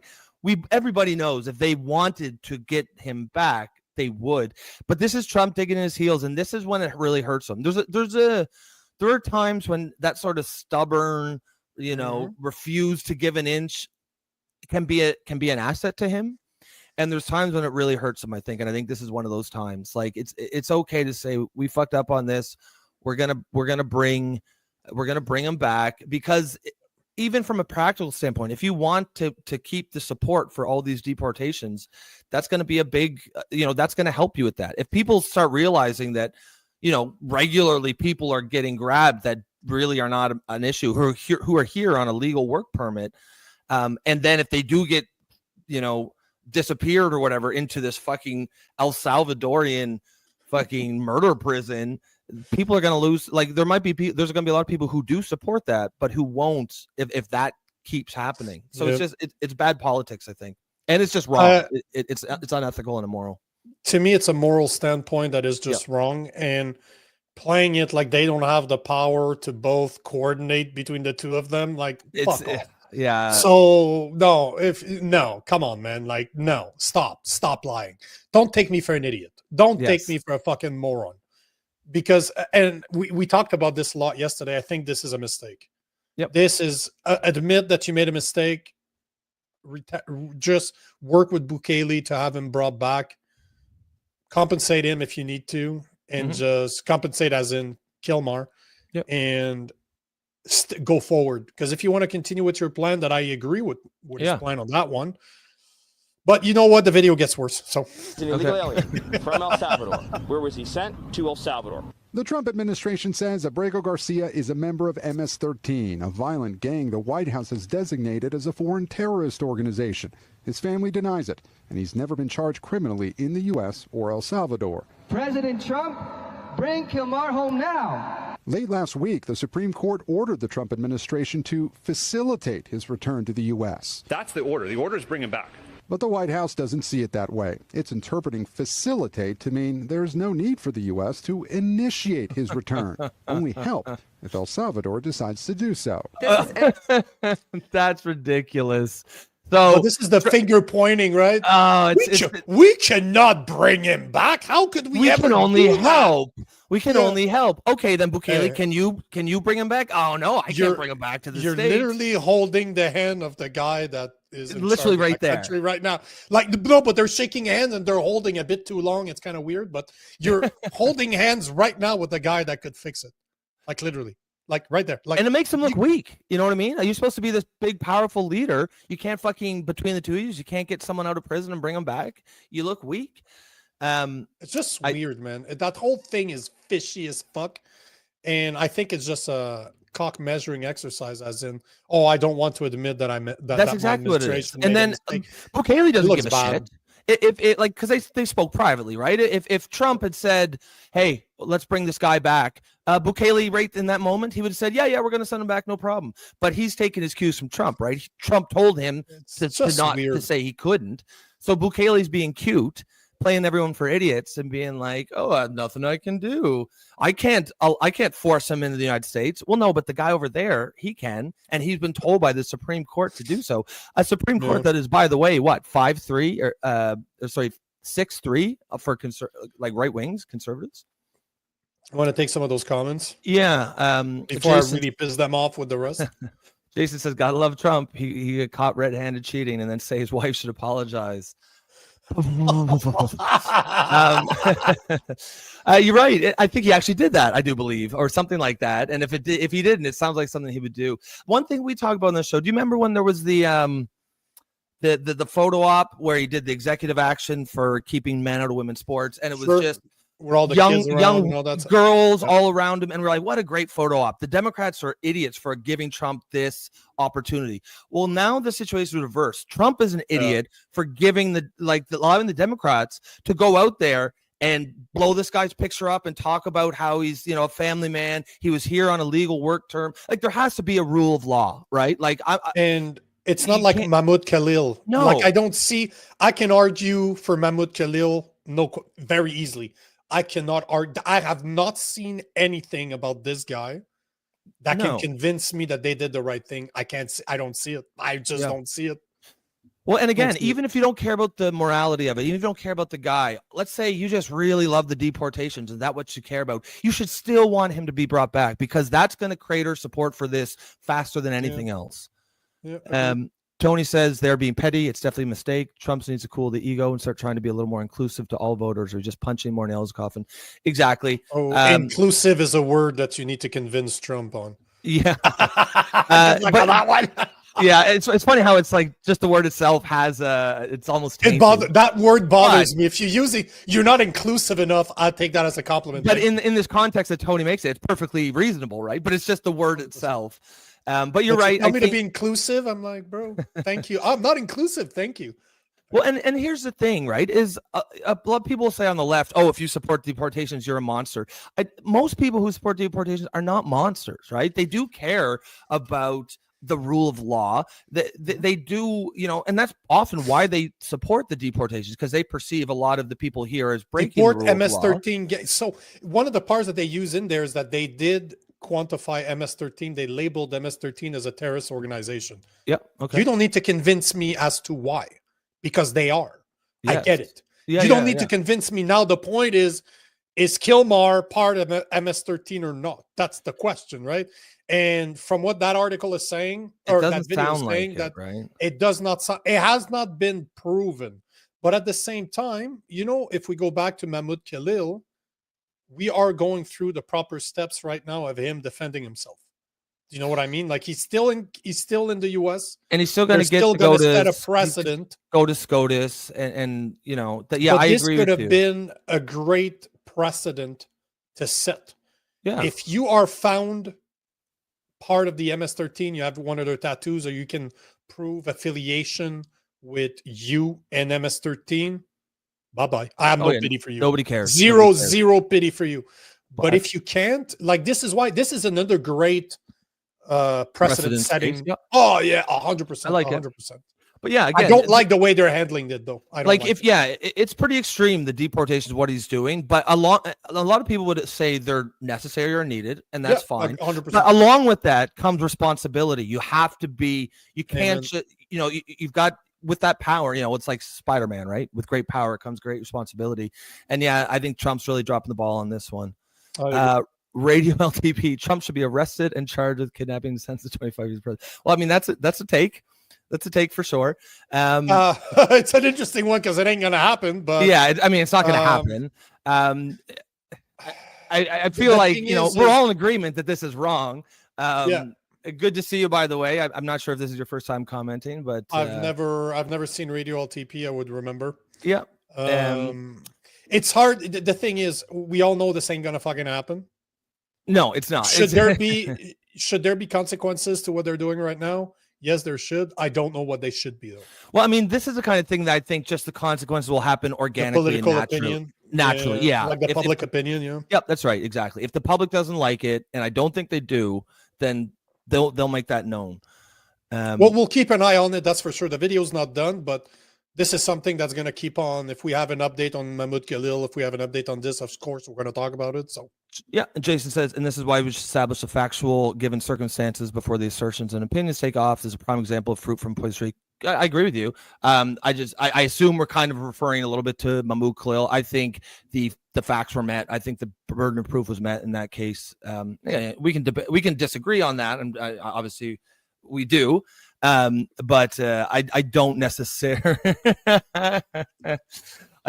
think it's the same thing. So Jason says, love this comment, bro. Love it. Let Biden take a picture surrounded by little girls. That is nuzzle heaven. It's going to be sniffing around. Like, there's no proof of that, YouTube, for YouTube purposes. Yes. Jason's an asshole. He has no idea what the fuck he's talking about. Biden is definitely that is fucking hilarious. Definitely not going around sniffing little girls. It wouldn't have been the same type of photo op. Let's just say that. But yeah, yeah, just him sniffing. Tony says, "Yeah, I'm not a fan of the word for." Yeah, I mean, it made sense. I'm fucking with you, Tony. Man, it made sense in the context that you used it, Tony. The people that use the word inclusive, that are so tolerant that they call me not inclusive, it's a compliment. Coming from the person that uses those words, it's a compliment. Yes. The real word is right. We should be more inclusive, but the people that use that word have tainted it, and I can't use that word anymore. Well, it's like it's like Jason will say the word woke has been tainted, right? Like he'll die in that hell. Jason's a taint. Is that what he wound up in El Salvador because Rubio determined he was a threat to the country and legally did not need evidence. This is dangerous because in this country, they have to prove their guilt. That's a good point. But also, let's like, there is a difference between having your green card revoked and just being kicked out of the country and going to a murder prison in El Salvador. Mahmoud Khalil is going to go to Europe and be admitted into a prestigious university and be a hero on campus. He'll be fine. This Garcia guy, he's in that prison. I saw a documentary on that prison a couple of years back, and that is fucking brutal, man. That thing those are mega prison. There's like 50,000 people in those prisons. Like, those things are. Now, if they're intended for gang members, then they're intended to break people. Oh, but they're ruthless gang members. So I get it. I understand it. But man, if you're innocent, and I'm not saying that guy is, I'm just saying that right now it does not look good. No, it doesn't. Going from, hey, I'm in Maryland enjoying my life to, they call them fuck you in the ass prison, like pound in the ass prison. Like, those things are a step above the pound in the ass prison. Like, that's, the type of guys that are there. El Salvador had like enormous gang and crime problems. And essentially Bukele was elected on. And I think they basically took that, the saying, if you're going to fight monsters, you have to become one. I think with that prison and a lot of those policies, they essentially realize we're going to have to be the bad guys here if we're going to fix this. It's more than that. If you look at, he did a great interview with what's his name, Tucker Carlson, and he talks about this. Yeah, and he explains how he will call himself a dictator. Bukele, he will say, "I had to vote myself dictator status in order to remove all the corruption within my government." Now, do you trust? That's every dictator has said that, though. Oh no, but I think he called himself like your friendly dictator or something like that. I don't know. He made fun of himself. It's out there. But he built those mega prisons. He gave a chance to the gang members. He's like, if within a year, I think it was a year or 2 years, if you don't stop your gang activities and we can prove that you're part of a gang, you're going to end up there. And that's what he did. He took literally anybody that's somewhat affiliated, that probably had a beer with a criminal before. You're in fucking prison. I think they just throw you in there, and essentially, I think a lot of theirs are just indefinite sentences. They're like. But you know what's interesting though is that I've had some of my followers and other people online comment on some of the content that I've done about this. Yeah, and they were like, man, we're finally considering going back to El Salvador. Like, we're in the US now, we're in Canada now, and this is the first time after Bukele, because he's been in power from like 2019, if I remember correctly. Like, it's a second term right now. He's like, and they're like, been it long already? No, he's been around because he had to build this. We just heard the tail end of it, right? But they were saying that now they were considering going back.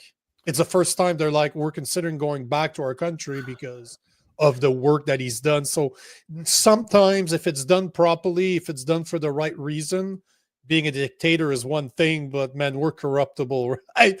You're playing with fucking fire there to say, I'm going to give myself dictator power because I will give them back when I'm done. Yeah, well, I believe that's what Julius Caesar said and did. And I wouldn't want those dictator powers. I don't trust myself.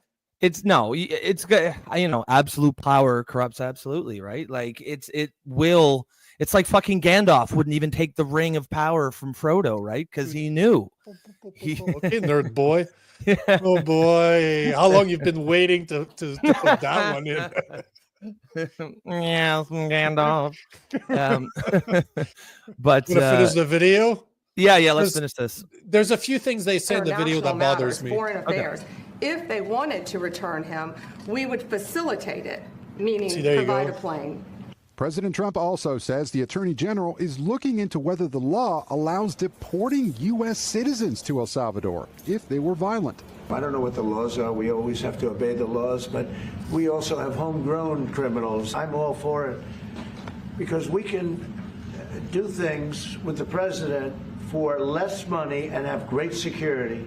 Meanwhile, another Columbia University student involved in Like, before we go, they basically said that we have homegrown criminals, like as in citizen of the United States. We wonder if we can deport them too. Like, is that what he said?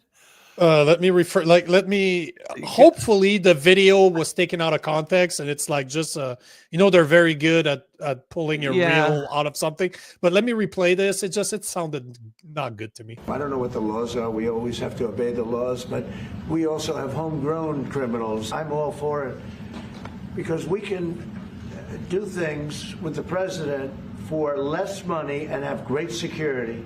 Meanwhile, see, when you don't have the explanation, there was a scene in there. But hold on. So it's not him that said something; is the commentator. So let's. Okay. Man, so it's because when you listen to it in one take, General is looking into whether the law allows deporting you. See, this is okay. So it's whoever the reporter is. Listen to this. President Trump also says the Attorney General is looking into whether the law allows deporting U.S. citizens to El Salvador. Okay, but Trump didn't say that. I don't know. I didn't hear Trump say that. We that. always have to obey the laws, but we also have homegrown criminals. I'm all for it. What was that cutscene? Do things with the president it's for bullshit. less money and have great because if he explicitly said that they wanted to deport, they would have showed it. They would have showed that. So that's I don't like that shit, man. Like that's nonsense. That is nonsense. Joe. I love those comments. I love those comments. What did he say? I definitely did not see that coming. I mean. Well, this is why I said a couple weeks back, I was like, I definitely think Trump has some authoritarian tendencies. And you were like, what? No. I mean, that is not what I said. You're just going off your gut feeling. Yeah. He has not proved it to you, right? No. Would it surprise me? No, because he's a fucking politician. He's a narcissist from the get-go. That we can agree on right off the bat. It's just I hate when I dislike when people say he's like this. Just this morning, somebody was saying that Trump has taken rights away from Americans. I'm like, okay, which one? Yeah, that's bullshit. You don't like it. I fucking get it. I get it. You don't like it. I fucking understand why. But to say that they were saying that Polyev has the intentions of removing Canadian rights, just like Trump is doing. I'm like, where the fuck are you guys taking that from? What proof do you have that he's ever even none of that mentioned? Is true. Like Trump didn't take rights, and Polyev is like he's like the Polyev seems like the least authoritarian type of politician. He doesn't have it in him. Like Polyev looks at I see Polyev as just somebody I could move around. Yeah. If he's too annoying, you just like fucking sitting down, like shut up already. He's not a he doesn't have president. Oh, bro, he's like the retarded little brother. Just like, oh, you're so cute. Now shut the fuck up. Yeah. Go get me a beer. From the back, please. From the back. So this whole thing smells like shit. I don't like this one. I don't like what Bukele said. I don't like the way Trump is handling it. I don't like Bondi. Man, she is not a likable woman. No. She's a soldier. She'll do what she's told, basically. Yeah. No, I agree. I think that Rubio is very similar to that too. Yep, same. But I'll just say that I'm not a fan. Not a fan of how they're handling the situation. Unlike the Mahmoud Khalil one that I agree with, this one, don't like it. Don't like it at all. It does not look good. Yeah, I agree. I mean, the thing is if you have to have some sense of a rule of law. If people just think that there's fucking people just government agents prowling the streets grabbing people, and that is a perception for some people, and stuff like this that it makes it harder and harder to push back against it. Donald Trump's given Democrats probably the first real opening that I've seen to really do some damage on him. Yep, I agree. I completely agree. And I think I feel like Vance has the sense. Like Vance seems like the kind of guy who would see that this is wrong. I don't know what sway Vance has. Do you think? And that's an interesting question. I think to the extent that anyone has any sway over Trump, I think Vance might have a decent amount. Like Pence never had any influence over Trump. Pence could never convince Trump to do anything.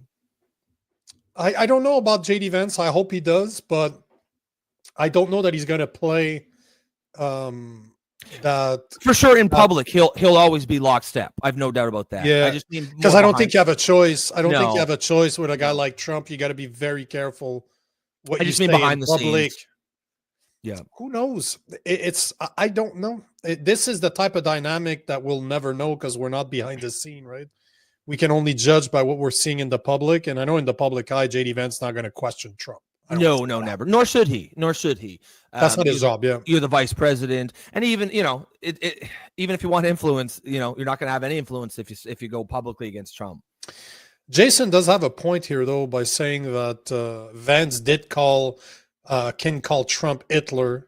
Yeah, and he's still the VP. He's in his own man.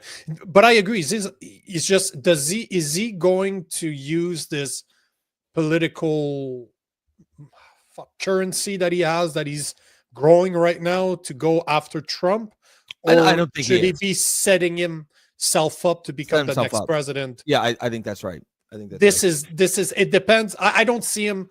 The capital, the capital is the word I was looking for. So the political capital that he has right now, should he be using it against Trump, or should he be using it to become the next president? And I don't see him doing it against Trump. I don't see it.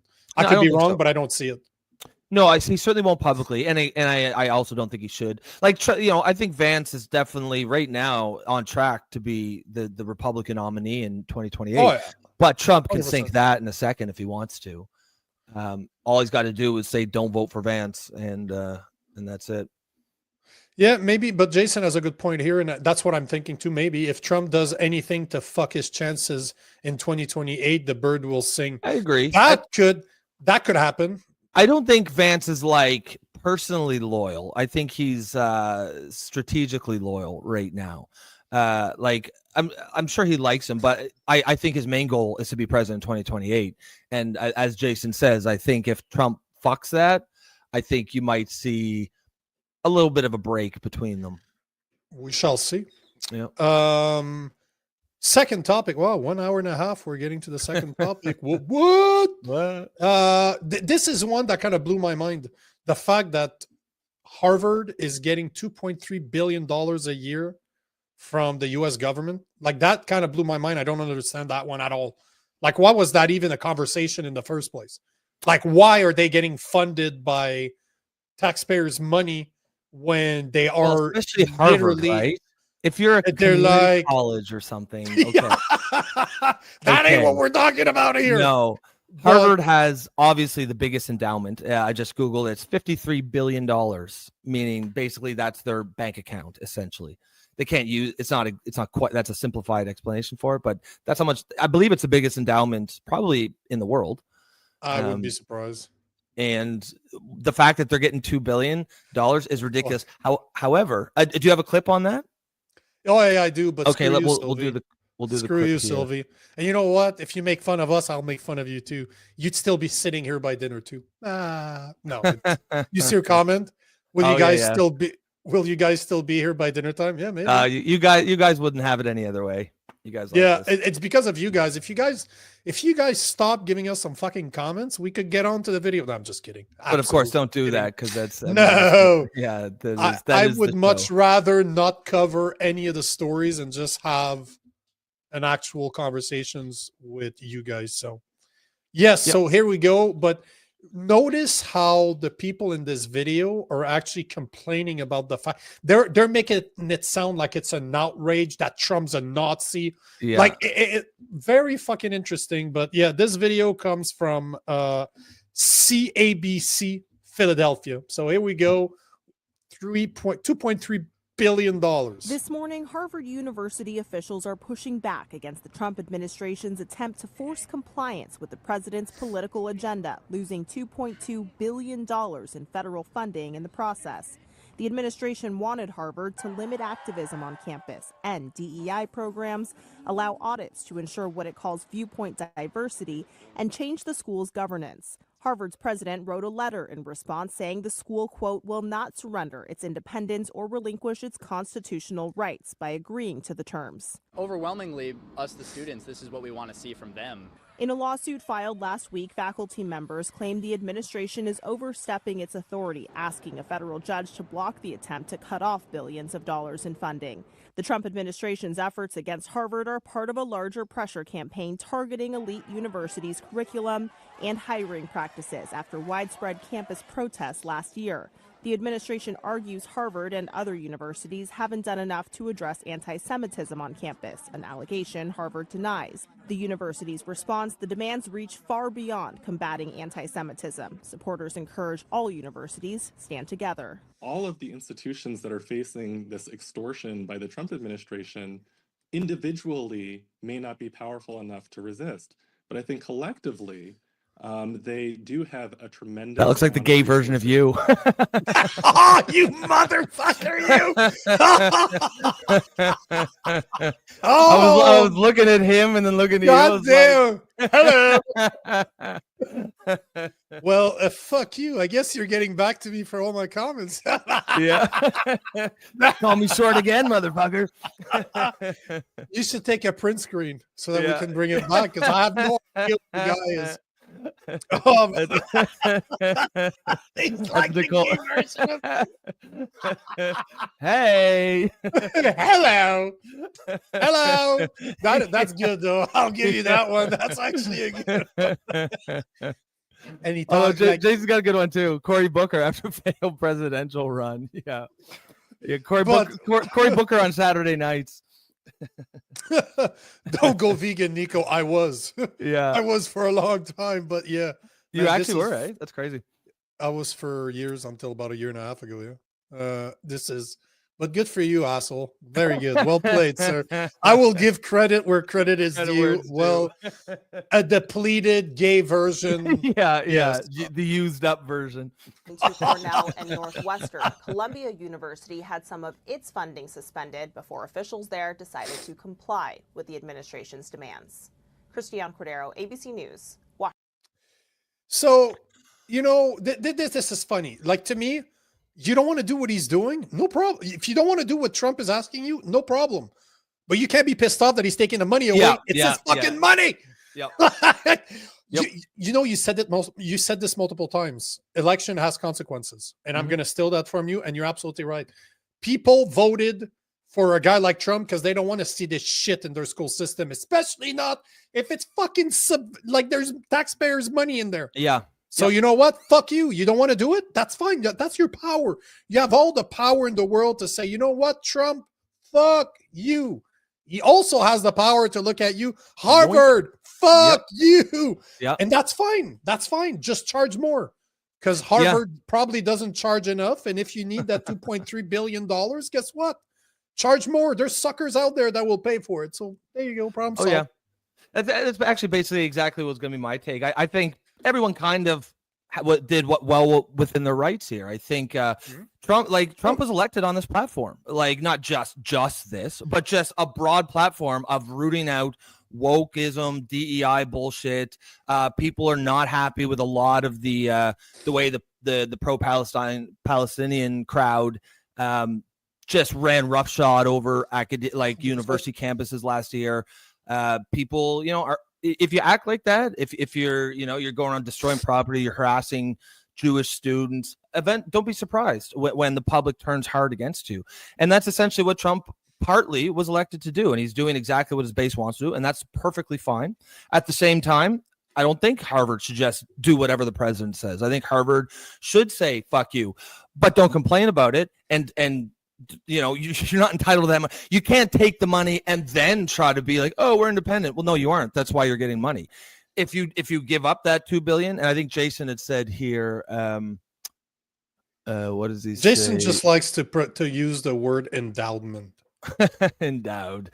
Jason says he's going to the reunion. Were you? Your wife is a Harvard grad, eh? Interesting. Yeah. He married Sugar Mama.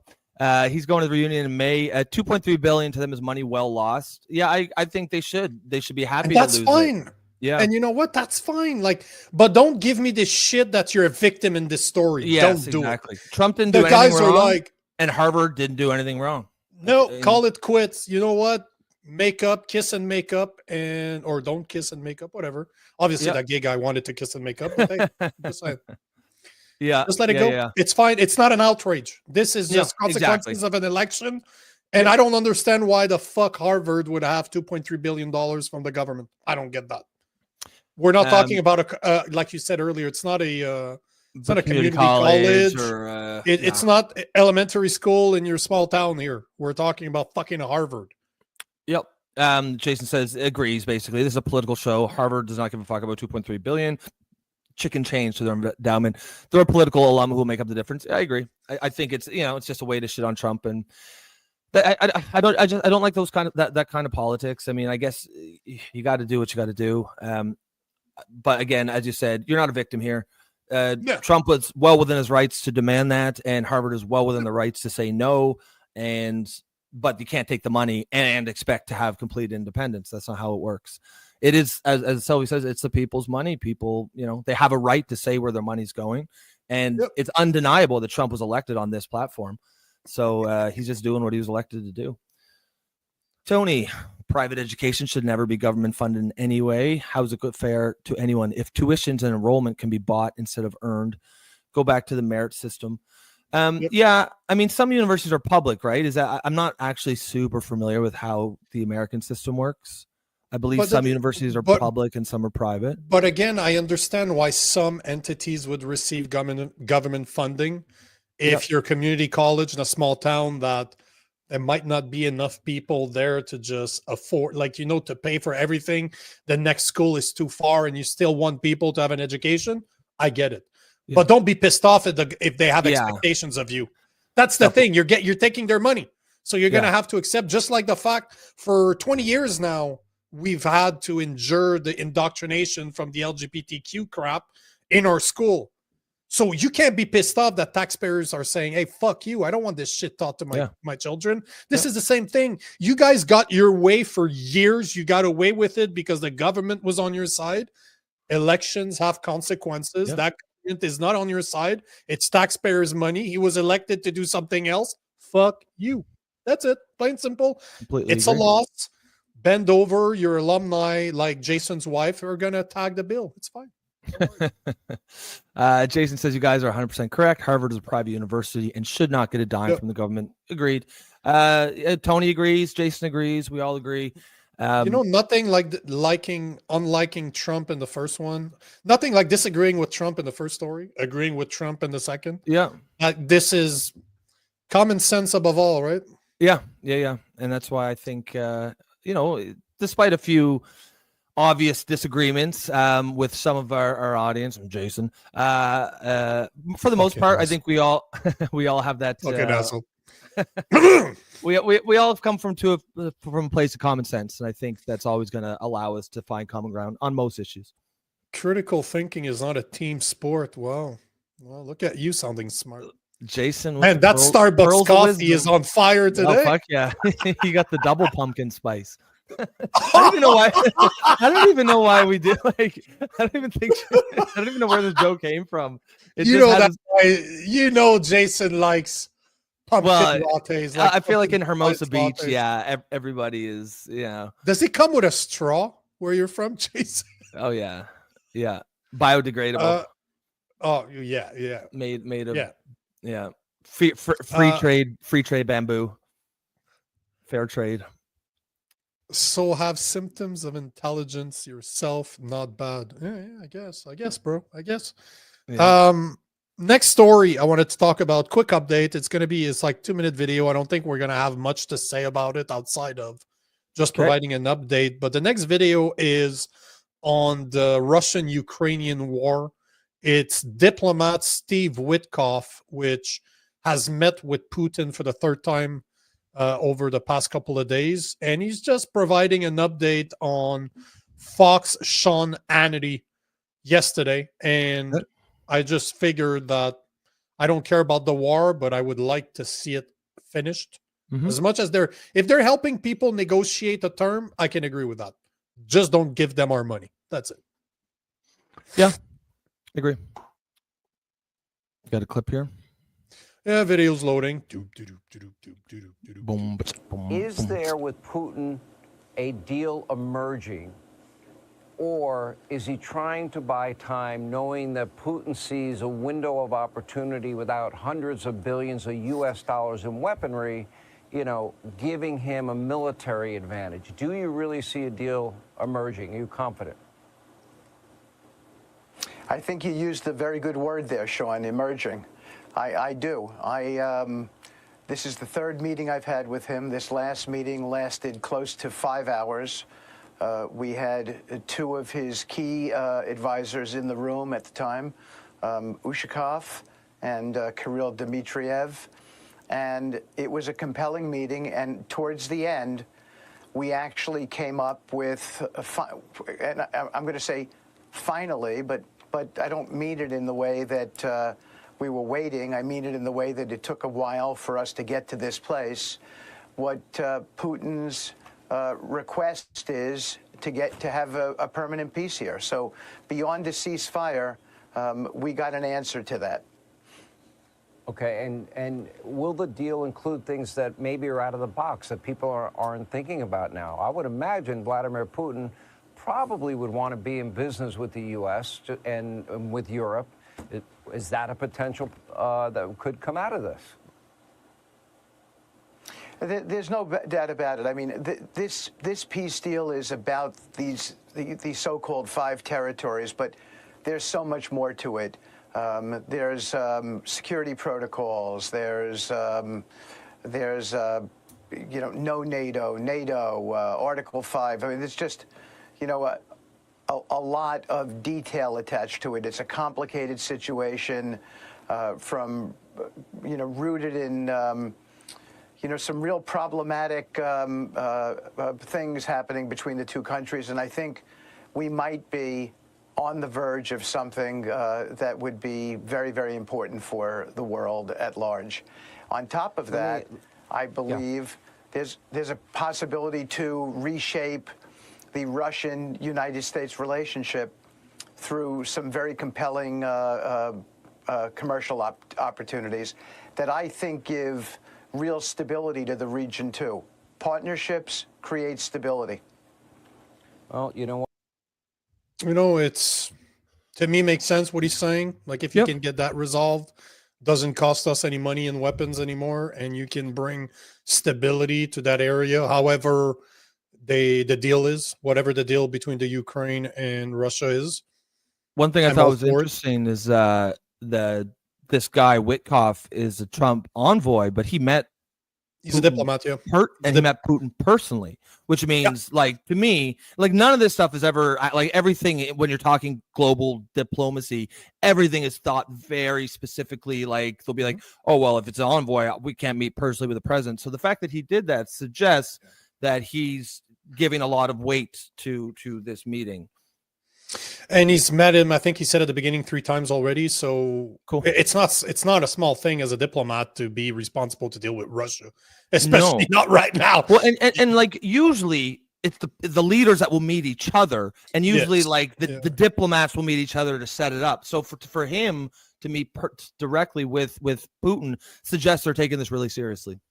But it's interesting how you're starting to understand how Trump is capable of doing so much in a day, because he does seem to be trusting his people a lot. Like, he does seem to be giving them a lot of leeway. You deal with that. You do this. You do this. You do this. So it's interesting. To me, that's a good leadership style. Well, you should. Yeah. Why the fuck would you have employees if you can't trust them? You need to supervise everything. Hire good people. Just do it yourself then. Yeah, let them do their thing. And I agree with Sylvie 100%. Clown World says that Russia was never our enemy. I agree. I totally agree with you. That's what we want to portray, but it was not our enemy. Hey, bro, completely out of left field, because I'm always looking at my X as we're going. Yep. Check this out. What is it here? Fucking Maxime Bernier just recorded a podcast with Tucker Carlson. Oh, wow. I talked about Tucker Carlson earlier, funny enough. And there you go. Maxime Bernier was just on Tucker Carlson's show. Like, this blows my mind as to why is Poliev, if Maxime Bernier can be on that podcast. It's that weakness, right? It's that weakness. Because you know that if Maxime Bernier can be on his podcast, Poliev, Tucker Carlson would take Poliev tomorrow. Absolutely. So what's your excuse? Carney. If he picked up the phone to call Tucker Carlson would take him. Don't care. It's his show. I just don't understand why he doesn't do it. Like, these guys aren't going to give him softball interviews, but they're not going to go at him. No, like there should be no reason why he would be afraid to go on these shows. No, it's 100%. I don't understand it. But to me, it's because they can't handle it. They know they can't handle sitting down for an hour, 2 hours, or 3 hours.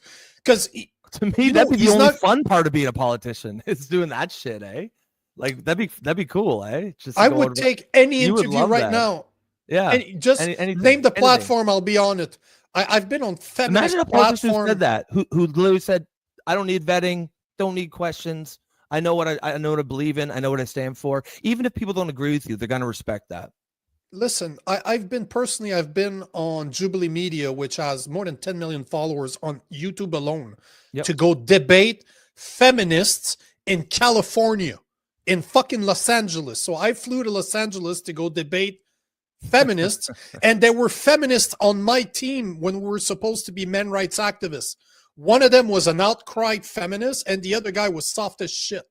So we were basically 6 against 2. Yet I would take that opportunity again tomorrow. I will never shy away from a debate. So I don't understand how, and I'm just a content creator. I'm a guy with an opinion that's researched. How the fuck are politicians not doing everything they can to be in front of people day in, day out, trying to convince them?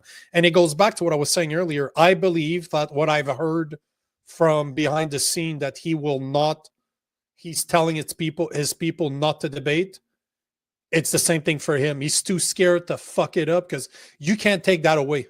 If you fuck up on Tucker Carlson, you know he's making reels about this, and he's going to fucking promote that shit everywhere. So if you're scared to look stupid, you're not going to go there. But at the same time, I respect Maxime Bernier for doing this, because he was on Patrick Bet-David. Yeah.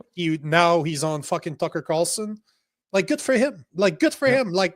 And he's a guy you don't want to give a platform to on a debate stage, and I understand why, because you're fucking scared of what he has to say. Nobody can deny that. If you don't want Maxime Bernier on the debate stage, why? You're scared. That's it. I don't see any other reason. So, good for him. No, that's cool. And remember, folks, he got his start here on the floor. It's so funny that after he was on the show, he got then he went to access. PBD, Alex Jones. You're welcome, Max. Tucker Carlson. So anyone else out there, this is a star-making show. This is where we launch careers. I like star-making shows even better than a gatekeeper. You're starting to sound like Trump. We're kingmakers. The kingmakers. Be careful. Yeah, that's it. That's right. Yeah. So Sylvia's saying, "Oh my God," I agree. Good for him. Good for him. That's big news. That's big news. Tony G, come on, PPC official opposition. Yeah, that would be. I would agree with that. To be the one responsible for questioning the conservative. Yeah, that'd be great. Not going to happen, but it'd be great. Pierre Poliev needs scripted. I don't know what the fuck that is, but I'm scripted. Q//U0026. I think it means questions, probably. But that's probably a emoji. Yeah, that our platform doesn't recognize. We're not that cool. Must be. So you have to put the words. We're not that cool. We're two white guys in their 40s. Not any better. We're not cooler right now. We still don't know what that is. So thanks for exposing our uncoolness. Yeah, I would imagine. No, but I think it's but it's an emoji, right? Okay. So we're 8 minutes. Yep. Obviously, at least 15 minutes more. So we still have like 20 minutes. Sure. What do we got? Where do you want to go? Because what I got left is the Canadian update. Okay. Or election update, of course. Q&A. Oh, Jesus. That is an interesting. Oh, it's ampersand. That's the ampersand Q&A. Okay, get it. Oh, okay. Wow, that went above my head. So yeah, we have ampersand. Yeah. So we have either AOC and Smith want to run for president. Let's do AOC we and have Smith. The Meghan Murphy, which I would like to cover. AOC and Smith should only take a few minutes. Okay, so no. We're just showing the videos and kind of laughing at them. Yeah, Is that what you're basically. doing? Okay, cool. So introduce your video, sir.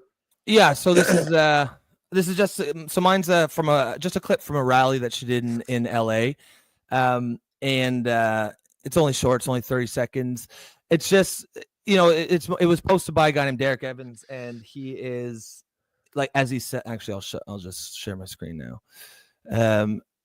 As he says here, AOC claims 35,000 people show up to listen to her in LA. That is a big crowd. At the same time, it's Los Angeles. I'm not sure how many there are, but either way, it's a big crowd. I think it's obvious she's planning to run for president in 2028, and that's of course the newsworthy part. So that's a good frame. That's a good place to stop right there.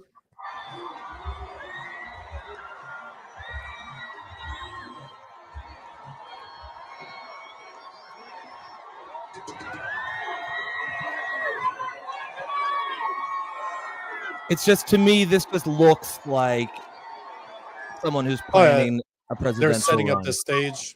Yeah.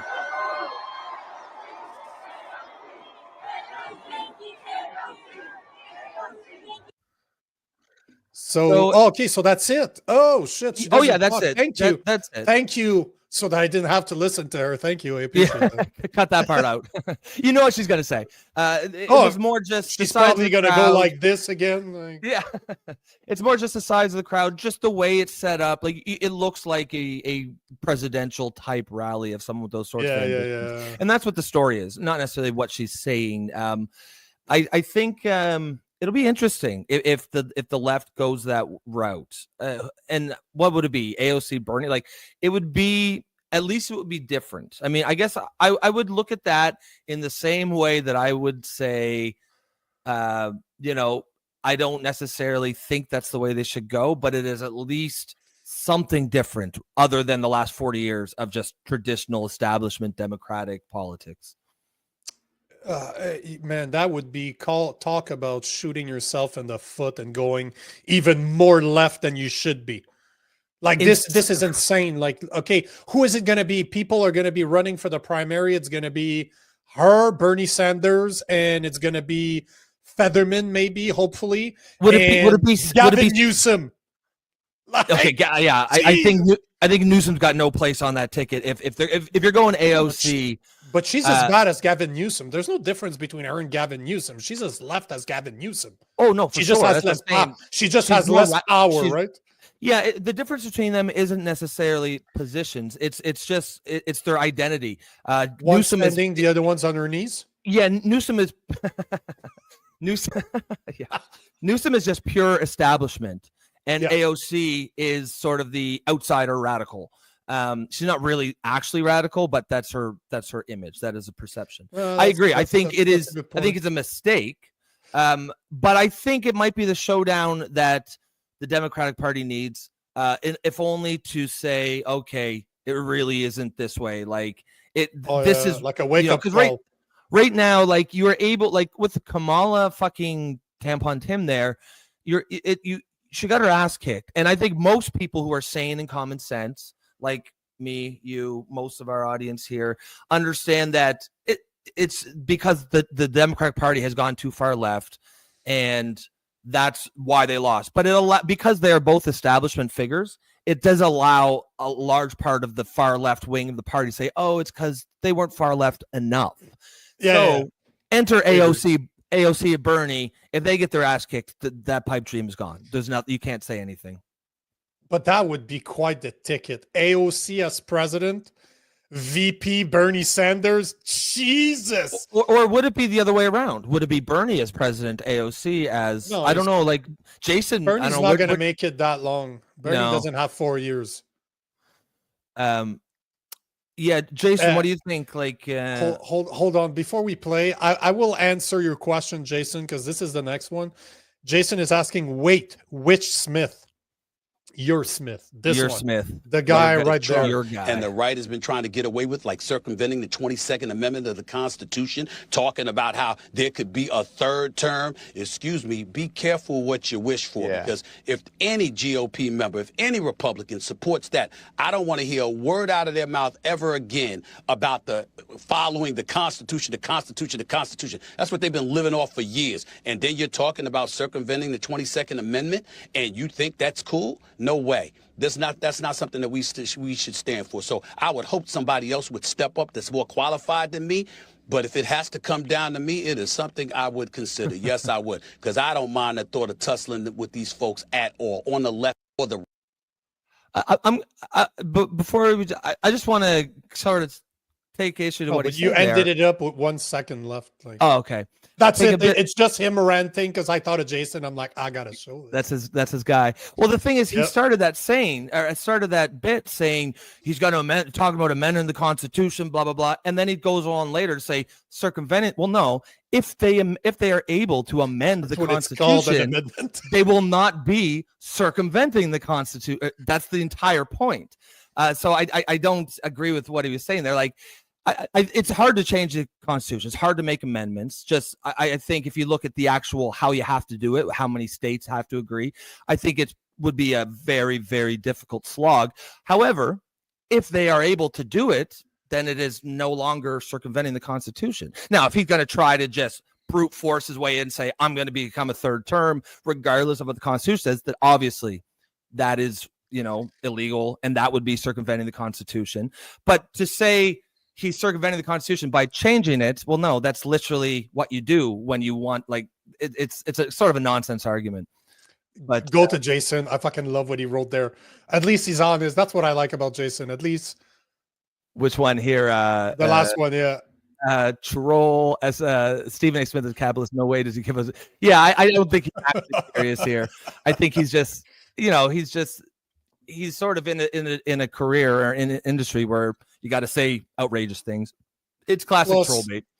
They're not even 100 days in Trump's presidency. Very easy to say that 3 months in. Very easy to. Let's talk in 4 years. See where you're sitting. So Jason says they pay people to support Kamala, who no one likes. Kalama. The Kalama. The Dalai Kalama. Yep. How hard is it to pay people that like AOC? Well, that's interesting. I'd be curious what you guys think. Do you think those are paid crowd? Like, I do suspect, as much as I don't think she's the answer, I don't really like her. I suspect that a lot of that energy is organic. There are people that see her as like. You said it was in Los Angeles. Los Angeles. That's the only place that she can show up and not have to pay for people to be there, because she is liked. I've been to LA, bro, and I know she's liked there. I know for a fact that she's liked there. Like, they do love her bartending history. Well, I respect the American dream, like a la JD Vance. Yep. A lot of people on the left respect the slutty version of JD Vance, which made her career serving drinks to people wearing tight shit. So I mean, she checks a lot of boxes that do, that, like, for example, like, she does have the backstory that people do like that. She's obviously attractive. That matters in politics. I mean, you can, it's just a fact. It's not about sexism. Like, JFK Jr. was elected in part because he was a handsome man. It's exactly why Trump became president too, right? Because he's hot. He would tell you that he is. Of course he was. Yeah. What did he say? Oh, I keep getting more handsome or whatever. He's a funny But he doesn't guy, seem to age, though. You got to give him something. That dude does not seem to fucking age. The spray tan and the hair coloring, because goddamn, he almost seems more spry now than he did in 2016. We talked about this before. What the presidency did to a guy like Clinton. What the presidency did to a guy like Obama. Motherfucker aged like 60 years. Yeah. But then you look at Trump, he looks pretty much the same. Like, I don't see much of a difference between him in 2016 and now. I remember when 2020 was around, like, and he was on his way out, I definitely thought he was done. Like, he looked like he was just sort of tired and exhausted. And then I think he took the next 4 years and just played golf and just got angry. And then now he's just working on that sort of energy, because he seems like he's got more energy now than he did back then. Yeah. Maybe Sylvie's right. She's saying that Trump never smoked or drank. Maybe that definitely is going to play a role, huh? Yeah, that does play a role for sure. Plus, as much as he's obese, I still think that he does a lot of activity like playing golf. So there's a way, maybe there's a special drug behind the scene that is pumping him up. Cocaine's a hell of a drug, right? Adderall probably, but there's definitely what's funny is he doesn't even seem like he's had a ton of work done. You see a lot of these older even politicians, you can tell they've had real hello, fucking, what do you mean? Chuck Schumer. Yeah, Chuck Schumer is like a good example. I don't have enough hair to pull it back. They all look fucking surprised all the time. Yeah. Yeah, exactly right. Fucking Hello! Jason says Newsom has nice hair, white, and is a better talker. That goes a long way in the USA, and you're completely correct. That does go a long way and plus, he's not planning his podcast. He's a handsome podcast. He's smart. He's a handsome guy too, and that matters. He does have a charisma. He's got that sort of like generic-y political charisma that like it doesn't stand out. Like, Fetterman has a type of charisma, but it's not the same type. It's a different type of charisma than he's got that ogre sort of like. But charisma. Newsom's got something. He's a terrible option. He's an empty barrel for sure, but he's got that shallow, superficial appeal that a lot of the voting base likes. You're forgetting he is one of the best investors in the US too. Gavin Newsom? That dude can play the market like this. I wonder if the fact that he's related to Pelosi has anything to do with probably it. Especially when it's related to like California investments. For whatever reason, he's only really good with California. He's a master investor in California. Yeah. But you're right though. He's your typical politician that people from the left, the woke left, will vote for. You don't look too deeply into it. He sounds okay in an interview. But he's not stupid, though, because he's already starting to rebrand himself with the new podcast that he started. And he even had a guy like Charlie Kirk. So I see what he's doing. He's not an idiot. As much as I dislike him, he's not stupid. He is not a stupid man. And I actually think that, some people might say, oh, well, you have an AOC Newsom ticket to try to appeal to the establishment and the radicals. I think they're both different enough in terms of like the perception of where they stand that I don't think you'd see that happening. I think you could see a primary where Newsom and AOC go toe to toe. And that would be interesting just to see. Let's fix the problem right now. I have a solution for you. Let AOC marry Gavin Newsom. There you go. Problem solved. There it is. Problem solved. They could be whatever the they them of the. Did you imagine a husband-wife team that ran on a ticket? Just hypothetically. You know what? If somebody's gonna do it, it's gonna be the woke left. So for sure. It's not gonna be married. It's gonna be some type of union. They're gonna morph into a they them. That's what I'm calling for. But then it'll be actual. It makes sense to call them they them because it's actually two people. Jason like that, huh? Sanders was in Utah, a red state, and the crowd was massive. Difference: Sanders crowd are real, but he sold them out in 2020, and now who knows? Yeah, I think there's a lot more overlap. I think a lot of Sanders crowd is going to be part of AOC's crowd for sure. Yeah, probably they're probably very similar. I agree. Yep. Tony, Trump's affinity for carrot juice keeps him young. Is that like a euphemism for something, or is that? I'm thinking it is because I've never heard. Oh, because he's orange. That's what I would say. Okay. Nice, classic. Jason, taking your free speech is circumventing the Constitution, but changing the 22nd Amendment is. What? Dude, chill. He's talking about Stephen A. Smith. Oh yeah. That's one thing. Again, that's one thing I like about Jason. As much as he rides his balls really hard, he can still call him out. Stephen A. Smith, that is. Yeah, exactly. I mean, and of course he just says those things because that's his show is built on outrage, right? He's got to be outraged all the time, and it's just a lot of that is just playing the game. Sylvie just says never did drugs either. He said on Theo Vaughn. He was inspired not. Yeah, he's talked a lot about that, about his brother. That will definitely play a role, especially as you get older. The amount of alcohol. Oh, it's so terrible for the skin. So bad for your skin. I had a video from Bill Maher I wanted to show, but not important right now. I think we got enough out of this. Do you want to introduce the Meghan Murphy as we're going for the last part of the show that's covering kind of what's going on in the election? Because this to me is important because of what Mark Carney and Pierre Poilievre are talking about. Yep. You have an article for Meghan Murphy. You know what? You introduce it. You talk about it. I'm going to be right back. I really need to go. I'm getting old, bro. Okay.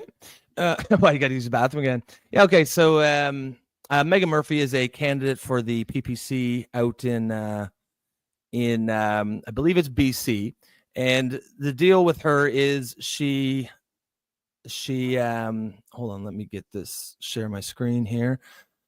She was I think it was the day that her candidacy was announced.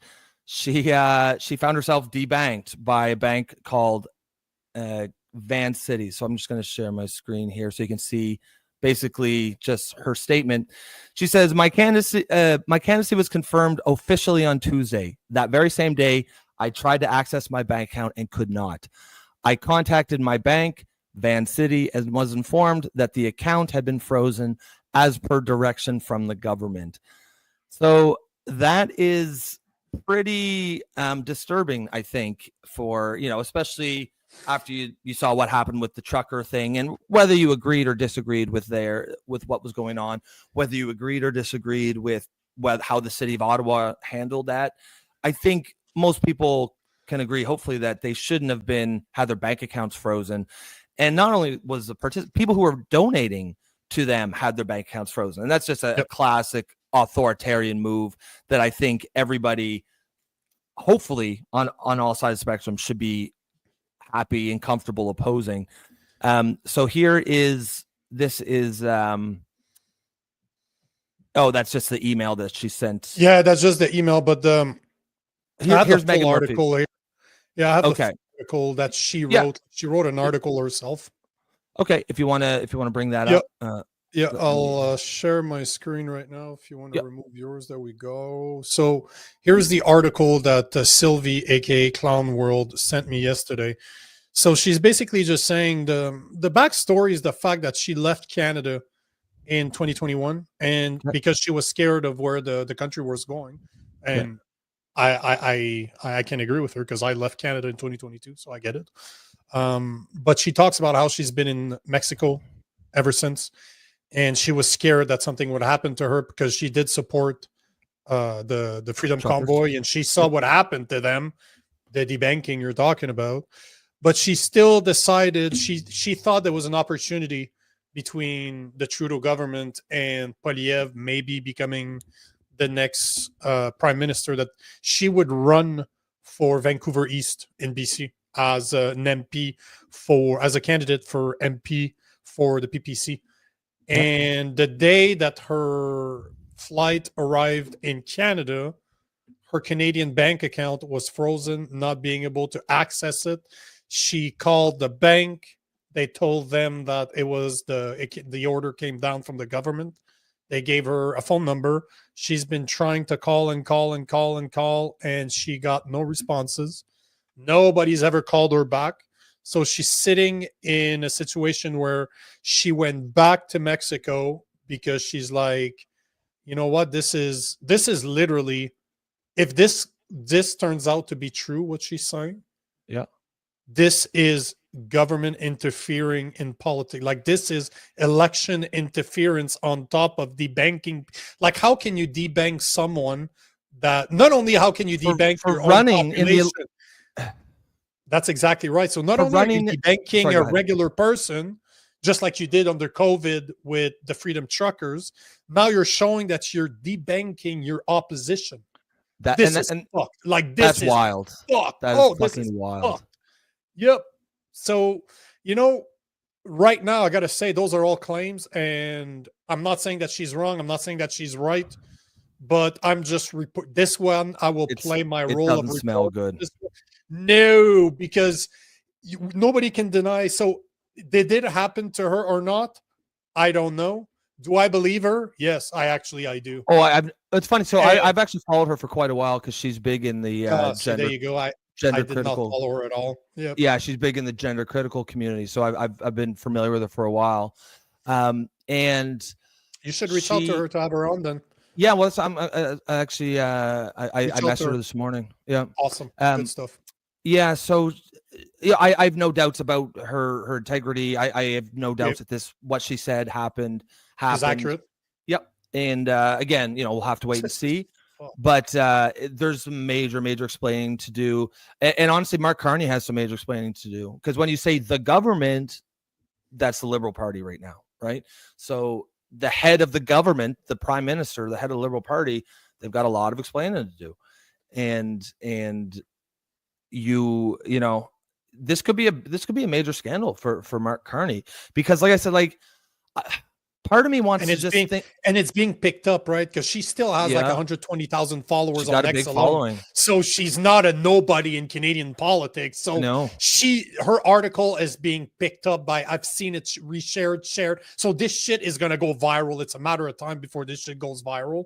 Yep. He's gonna be questioned about it. If people are ready to asking about Epstein, you know, this shit is gonna come up. But this could come up from liberal journalists, like we've seen in the past, saying, hey, you need to divulge what was in your fund, what was in your trust fund before you put it into a blind trust. Like, you need to explain to us what was there. So I wouldn't be surprised if those same two women that questioned Carney, that were asked to look within themselves. Look within yourself, Brenda.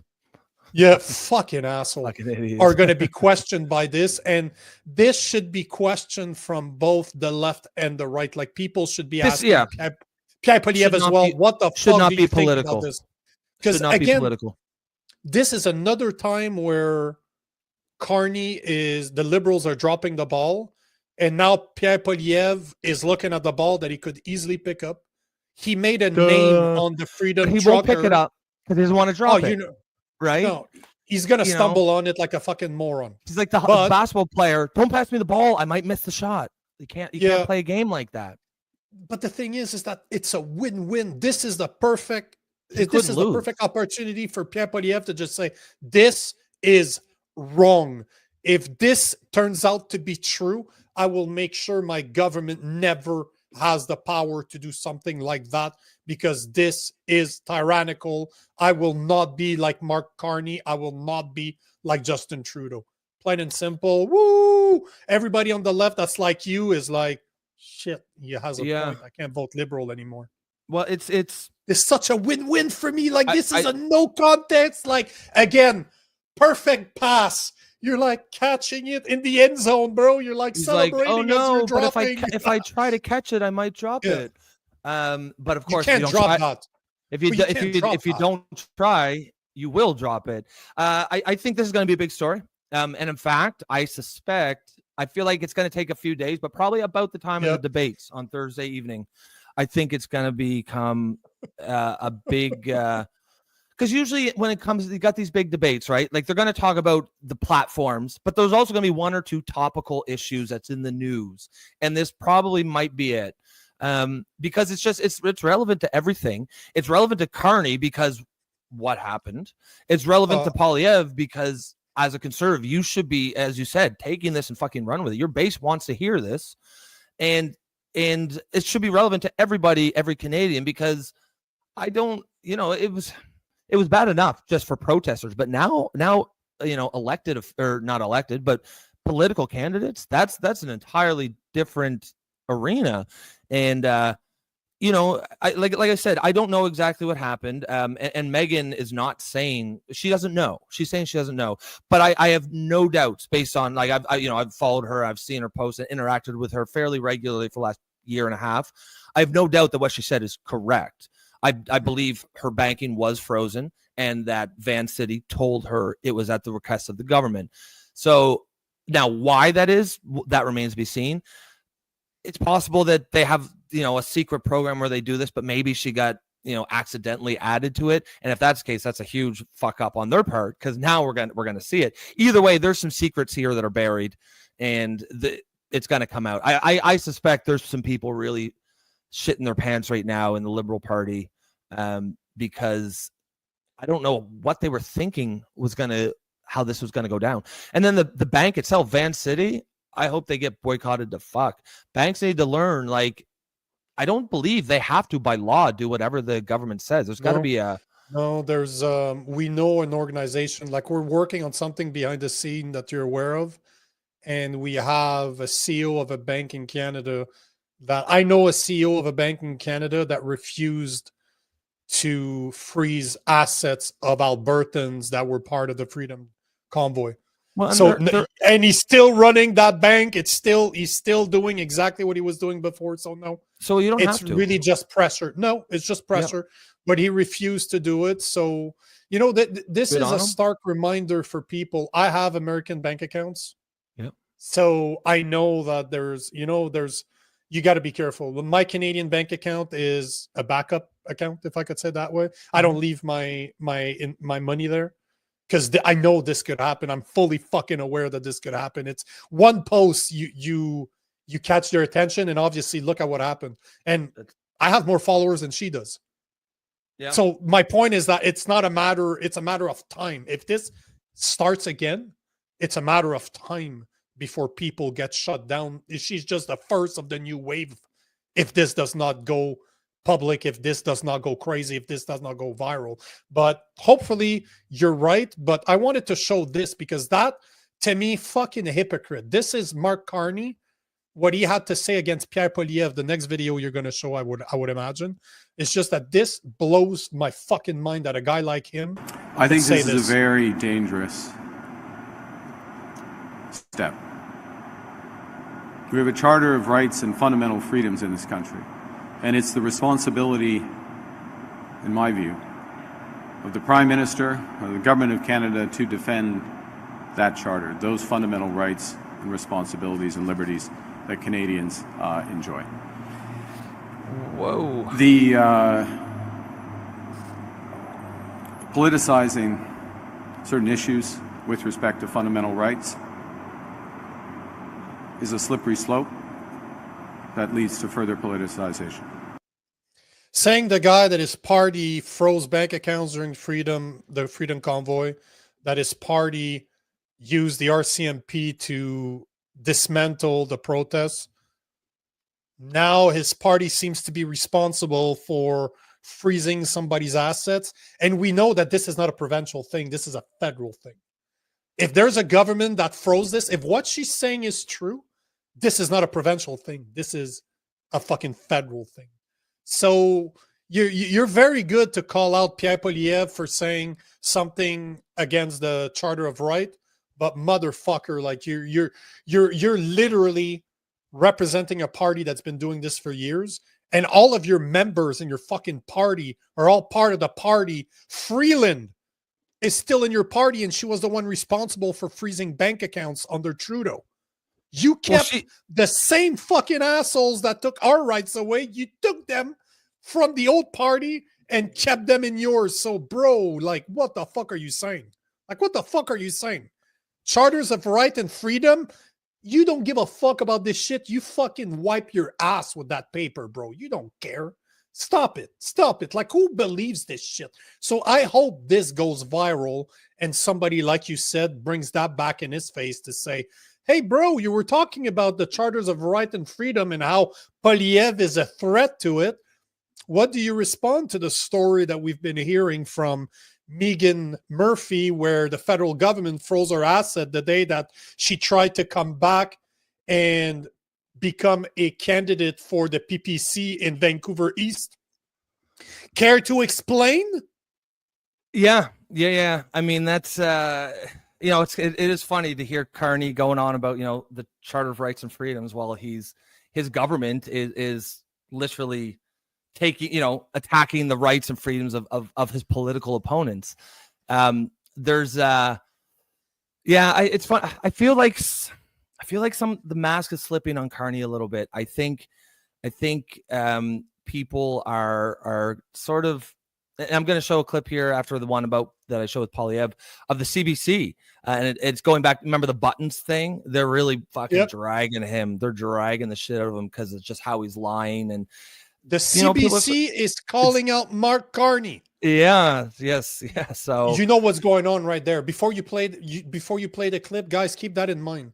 If the CBC, after 10 years of sucking Trudeau's dick, is calling Carney out right now on his what the party did, that is because they know deep down that Carney's not winning the next election. They're starting to suck up to Pierre Poilievre in the hopes that he doesn't fucking defund the CBC.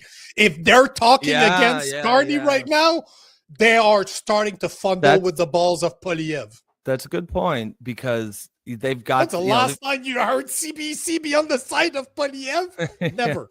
That's actually a great point. So just since we're talking about the charters first. I'll go with Polyev. So here he's talking about he wants to use Section 33, which for those who aren't sure, that's the notwithstanding clause. You might have heard that. If you're familiar with like Canadian politics, you'll hear them use the term a lot. It's basically a clause in the Constitution that allows the Prime Minister to suspend certain charter rights and freedoms in order to get something done. It's obviously kind of controversial because you're essentially suspending rights from the Charter of Rights and Freedoms, but it allows some flexibility for the Prime Minister to do things. If I remember correctly, Trudeau used the notwithstanding clause in order to crack down on the emergency. But the Emergency Act, just so you know, is part of our freedoms of our charter. Yeah. They have one. They voted that at the beginning of the 2000s all across Canada.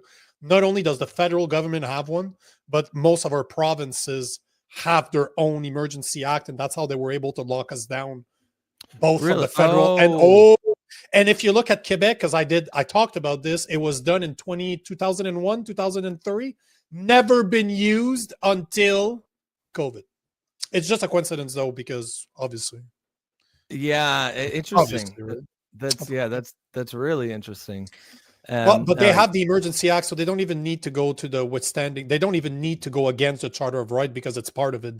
They're capable of doing under an emergency. So. Oh, okay, that makes sense. I didn't know they were two separate things. I thought the emergency powers were part of the notwithstanding clause. I'm pretty sure that I will research it to make sure, but I'm pretty sure that Trudeau did not have. I know that in Quebec they did not have to change anything. The Emergency Act was already predefined 20 years before, so they got to just renew it every month because it was only for a 30 days period or 3 weeks period, and all they did is renew it for almost 2 years every month permanently, right? Permanently renewing something that's supposed to be temporary. That's meant. There's a reason why it's 30 days only, but that's a bit slimy. Okay, so this is Polyev. So he's talking about using Section 33 to crack down on basically crime, ensure multiple murderers stay in jail, which again is a pretty, I think, popular. People are kind of sick of the the soft on crime policy. And if the Liberals were smart, I think they're going after him for this, as if they really think people are going to be like, oh no, but think of the murderers. So this is Mark Carney has said he will not change any of the catch and release Liberal laws. Like so many elites who don't have to feel the effects of their policies, he agrees with them. When he lives in a protected neighborhood, he is surrounded by security. He spent most of his adult life not even living in Canada. He has no idea what it's like to feel endangered in his community. With Mark Carney, you will get 4 more years of the same out-of-touch Liberal catch and release laws that have caused the problem in the first place. So the question is, do I respect Supreme Court decisions? The answer is yes. And I also respect the Charter of Rights and Freedoms, which guarantees life, liberty, and the security of the person to every single Canadian. That right has been trampled on by the Liberals' catch and release laws that have unleashed crime and chaos in our communities. And I will use Section 33 of the Charter of Rights and Freedoms to put an end to the Liberal crime and drug wave and to protect law-abiding Canadians against the dangers that are spreading everywhere in our streets. Merci. On passera. Classic Liberals, right? Like, oh, but think about the murderers. Think about and he was right to say, use Section 33 of the Charter, because he was the question. They didn't have the question that was cut off, but he was being basically say, how do you think about the accusation that you're trampling the rights of people of the rights and charters for essentially what he was talking about was going against the catch and release programs. And also, you know how murderers will often get concurrent sentences. If you get 25 years, even if you get 3 or 4 murders, you're going to get them all at once. And what he wants to do is say, no, you're going to get 125 years, 125 years for each murder, as it should be. But like classic Liberals to oh no, but what about the rights of the murderers? And as Polyev said, Canadians have the right to not be murdered. They have the right to security of the person, and in order to, if he's using Section 33 of the Charter, he how can he be going against the Charter? He's using the Charter. Yep. So there's a couple of things I would say. First is the Emergency Act that I was talking about was created in 1988. Okay. It was replacing the War Measure Act that I believe that Sylvie's talking about here when she says it was used in World War II and during the FLQ. So it was renamed the Emergency Act in 1998. And it says here that it basically gives them the power. In essence, the Emergency Act provides the federal government with the legal framework to take extraordinary measure in response to national emergency, COVID, while maintaining parliamentary oversight and respecting Canadian charter rights. So that's what I'm saying. It's outside of the Charter of Rights, but it's directly connected. It's circumvent the Charter of Rights. So it's very, very full of shit of Mark Carney to say, I will defend the Charter of Rights. Bro, fuck off. Like, fuck off. Like, fuck off, plain and simple. You're just a fucking liar at this point. Yeah. And as much as I dislike Pierre Poilievre, if there's a section in the Charter of Rights that allows them to bypass the rules that the Liberals have utilized to put in place soft on crime legislation, then fucking do it. It's like Stephen A. Smith saying earlier, you can't circumvent the Constitution. Bro, that's what amendments are for. Yeah, there's at least 22 of them, so don't give me this shit, bro. Yeah, don't give me this shit. The second part I would say, though, is this is where Pierre Poilievre and I are very different, as in he's not a real conservative. He's not a real righty. And once again, he shows it. Because I don't want your protection. I don't want the government to protect me. Give me my fucking guns back. Allow me castle doctrine. Allow me to defend my family without fucking going to prison because there's an asshole that wants to invade my house. This is what I expect from a conservative government. Not, oh, bro, we'll protect you. I don't need your protection. You're a little man that couldn't fight himself out of a wet paper bag. I have 20 years of fucking training. I don't need you. Just give me my guns back. Just make sure that if I have to defend my fucking family, I'm not going to do 25 years in jail because I got an asshole that did a home invasion. I don't need the conservative government to defend me. Just give me my fucking tools back, asshole. That's it. No, I agree with you. This is where he drops the ball. He had the perfect opportunity to just say, you know what, guys? Not only will I make sure that you get your guns back, but I will make sure that you cannot be liable criminally if somebody invades your house and you defend your family. Bro, you have a young wife, you have a young family. You're the perfect person to just go in and say, guys, if somebody invades my house, guess what? I'm shooting them. Yep. I would fucking at least respect your opinion for once. But again, that's Pierre Poilievre being soft, not being a real conservative. Because look at what Republicans are saying in Florida. Have you seen what some of the sheriffs are saying down there? Hey, bro, whoever killed that guy, don't worry about it, man. We know it was a home invasion. You don't need to be scared. Just show up. We got you, bro. Like, they're literally, there's so many sheriffs that said in Florida, we live in a state where we encourage you as a law-abiding citizen to shoot those criminals and shoot to kill. You're making our job easier, bro. We'll pick up the body. Just give us a call.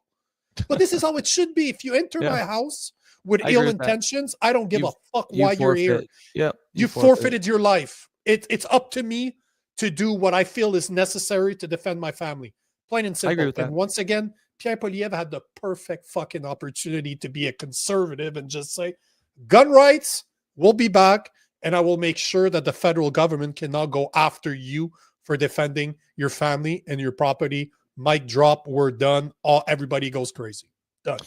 No, I mean, I agree with you. And I actually think that there's a space for both. I think that there is space for government to be harder on murders. 1,000,000,000%. Yeah, but also paired with that, yes, I completely agree. Castle doctrine, I support that 100%.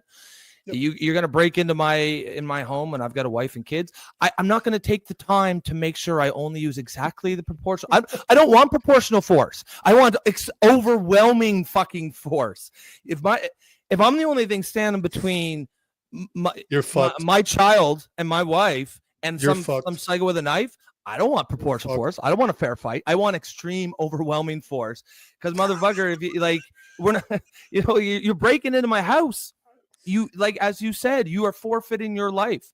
I'm not necessarily going to try to kill you, although there's a good chance that's going to happen. I'm going to stop you however I can. And if you die, that is unfortunate, but it is life. You have made those decisions. You have forced me into that corner. And I mean, I agree with you completely. I think that, it's at the same time as you've got this rising crime epidemic, you've also got the liberal government who is preventing people from like that thing you said the other day was fucking insane. I Googled it later to make sure that that's actually what happened. Toronto police. The Toronto police thing. I don't lie, bro. They fucking no. I thought maybe you were exaggerating or something. Nope. The fucking police said, okay, so we know there's been a rash of break-ins, but don't worry, they just want to steal your car. So what we recommend is you put your keys by the door so that they won't come in and hurt you. So they'll just steal your car. Like to at least Toronto's credit, people did come out and say, "What the fuck?"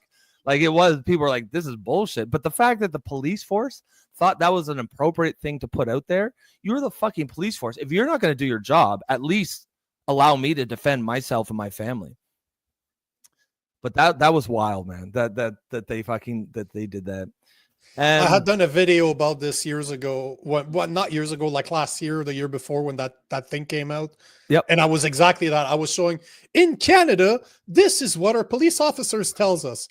And people wonder why I want to move to Florida. And then I show those guys are just saying, let us know. We'll pick up the body. It's all good, bro. We get it. We get it. Did they actually say that? Obviously, right now, I'm fucking around. I'm exaggerating. But basically, they said that. Yeah. Oh, I've seen so many videos of them saying you have the right to defend yourself. Of course you do. And don't be scared to shoot them. You're making our job easier. That they said it. That they've said it out loud. Did they really say, just don't worry, we'll be a transport service for bodies? Obviously, they didn't say it that way. I'm just saying, if you're encouraging your people to defend themselves, to not be scared to report what happens afterwards, they're basically saying, don't worry, we'll come pick up the body and we'll deal with it. Like, it's not what they're saying out loud, but if you read between the lines, you know what they mean. Hey, bro, you don't need to dig a hole. You don't need a shovel. Just give us a call. That's actually, I like that. All right. So you want to get this CBC talking about Carney, and then we'll end on that? Oh, shit.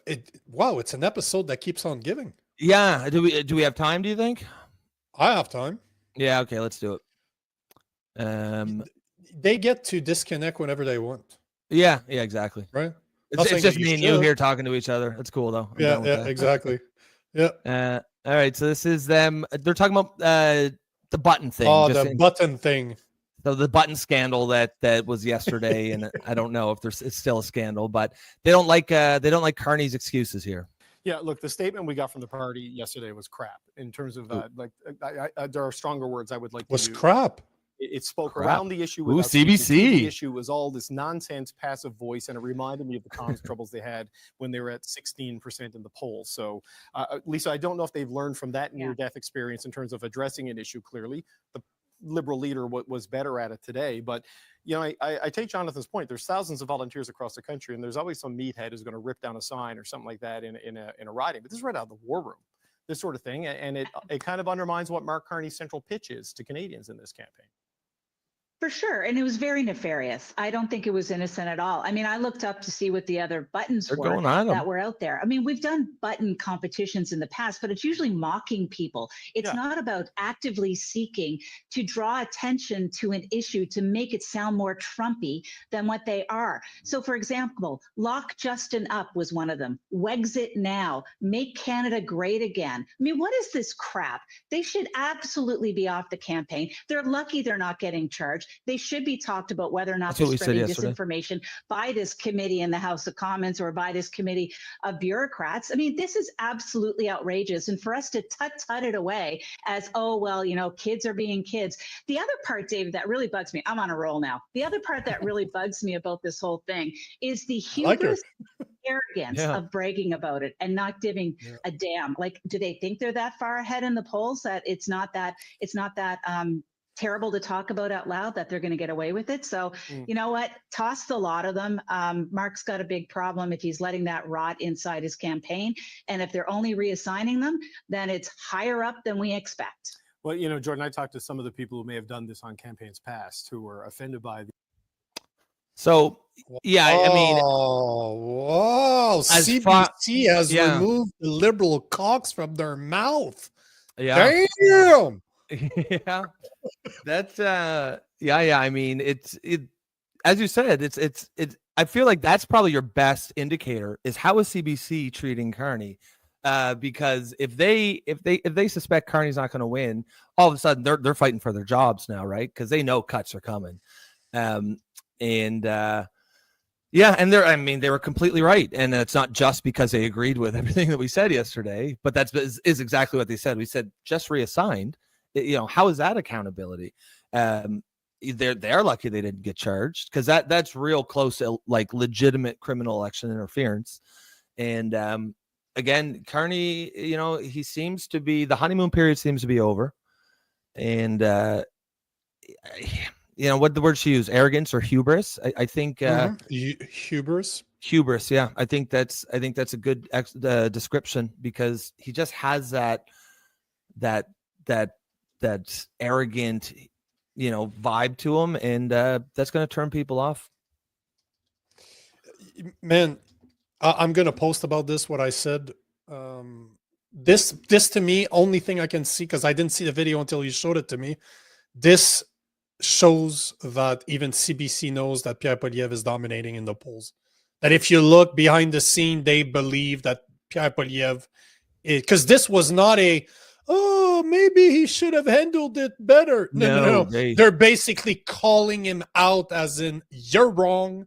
And if this is the type of shit that you allow without punishment, that means you were pretty much aware of what was going on. That's what that woman said. So that was like hey, Mark Carney, you were wrong. Like she's going fuck you blazing right now. Oh yeah. And that is as bad as I've heard the CBC ripped into the Liberal Party in forever. A long time. And Sylvie says, I think CBC is vouching for the jobs. You're right, but it certainly, you know, acts as a pretty interesting indicator about where, you know, what they're thinking or what they're seeing behind the scenes. They probably have a sense of what's sort of really going on in the ground, what's going on in the campaign. And if they are shifting their tone, it'll be really interesting to see. Man, this debate's gonna be very interesting. It's a shame it's not on CBC, that it's on CTV. It's on CTVA. That would have been great. Oh man, if that was on CBC, because if they really think that Pierre Poilievre is dominating behind the scene, that they need to fight for their jobs, they would have made it very fucking entertaining for the Carney. Yeah. For Carney B would have had a problem. Carney B. Love it. That's a great slip, bro. That was a great slip. Yeah. I love it. All right, guys, it is that time again, which is to say it is 40 minutes past our end time when we're actually going to end the show. You know, again, we appreciate you guys being here. You could have been anywhere in the world today, and you chose to be here with us, and we're always going to appreciate that. I think today's show just shows, again, what's special about this show. We've got an excellent audience, sharp as tacks, you know, certainly engage some spirited debates, and sometimes we go off track a little bit, but again, I think that's what makes the show great. It really is all about you guys, the audience, you know, and we think that we could not appreciate more everything you guys bring to the table here. So I think what did I want to plug? Oh yeah, I guess what we were just talking about. Thursday we're going to do a live debate here. That's going to be 6:45 Eastern time. We're going to start. The debate starts at 7, so we're not going to drag on. We're just going to kick off, tee up 20 minutes, 15 minutes before. It's more formal than usual. Yeah. I don't know how you get less formal. That's a great point. Sylvie says, thanks for the great show. You guys are awesome. Thank you, Sylvie, for being here. Could not appreciate it. Oh, Perry never showed up, eh? She must have had an appointment or something. Well, I'm sure. No, PPC was on the live. Oh, that's right. She's always got to do. She's on troll duty.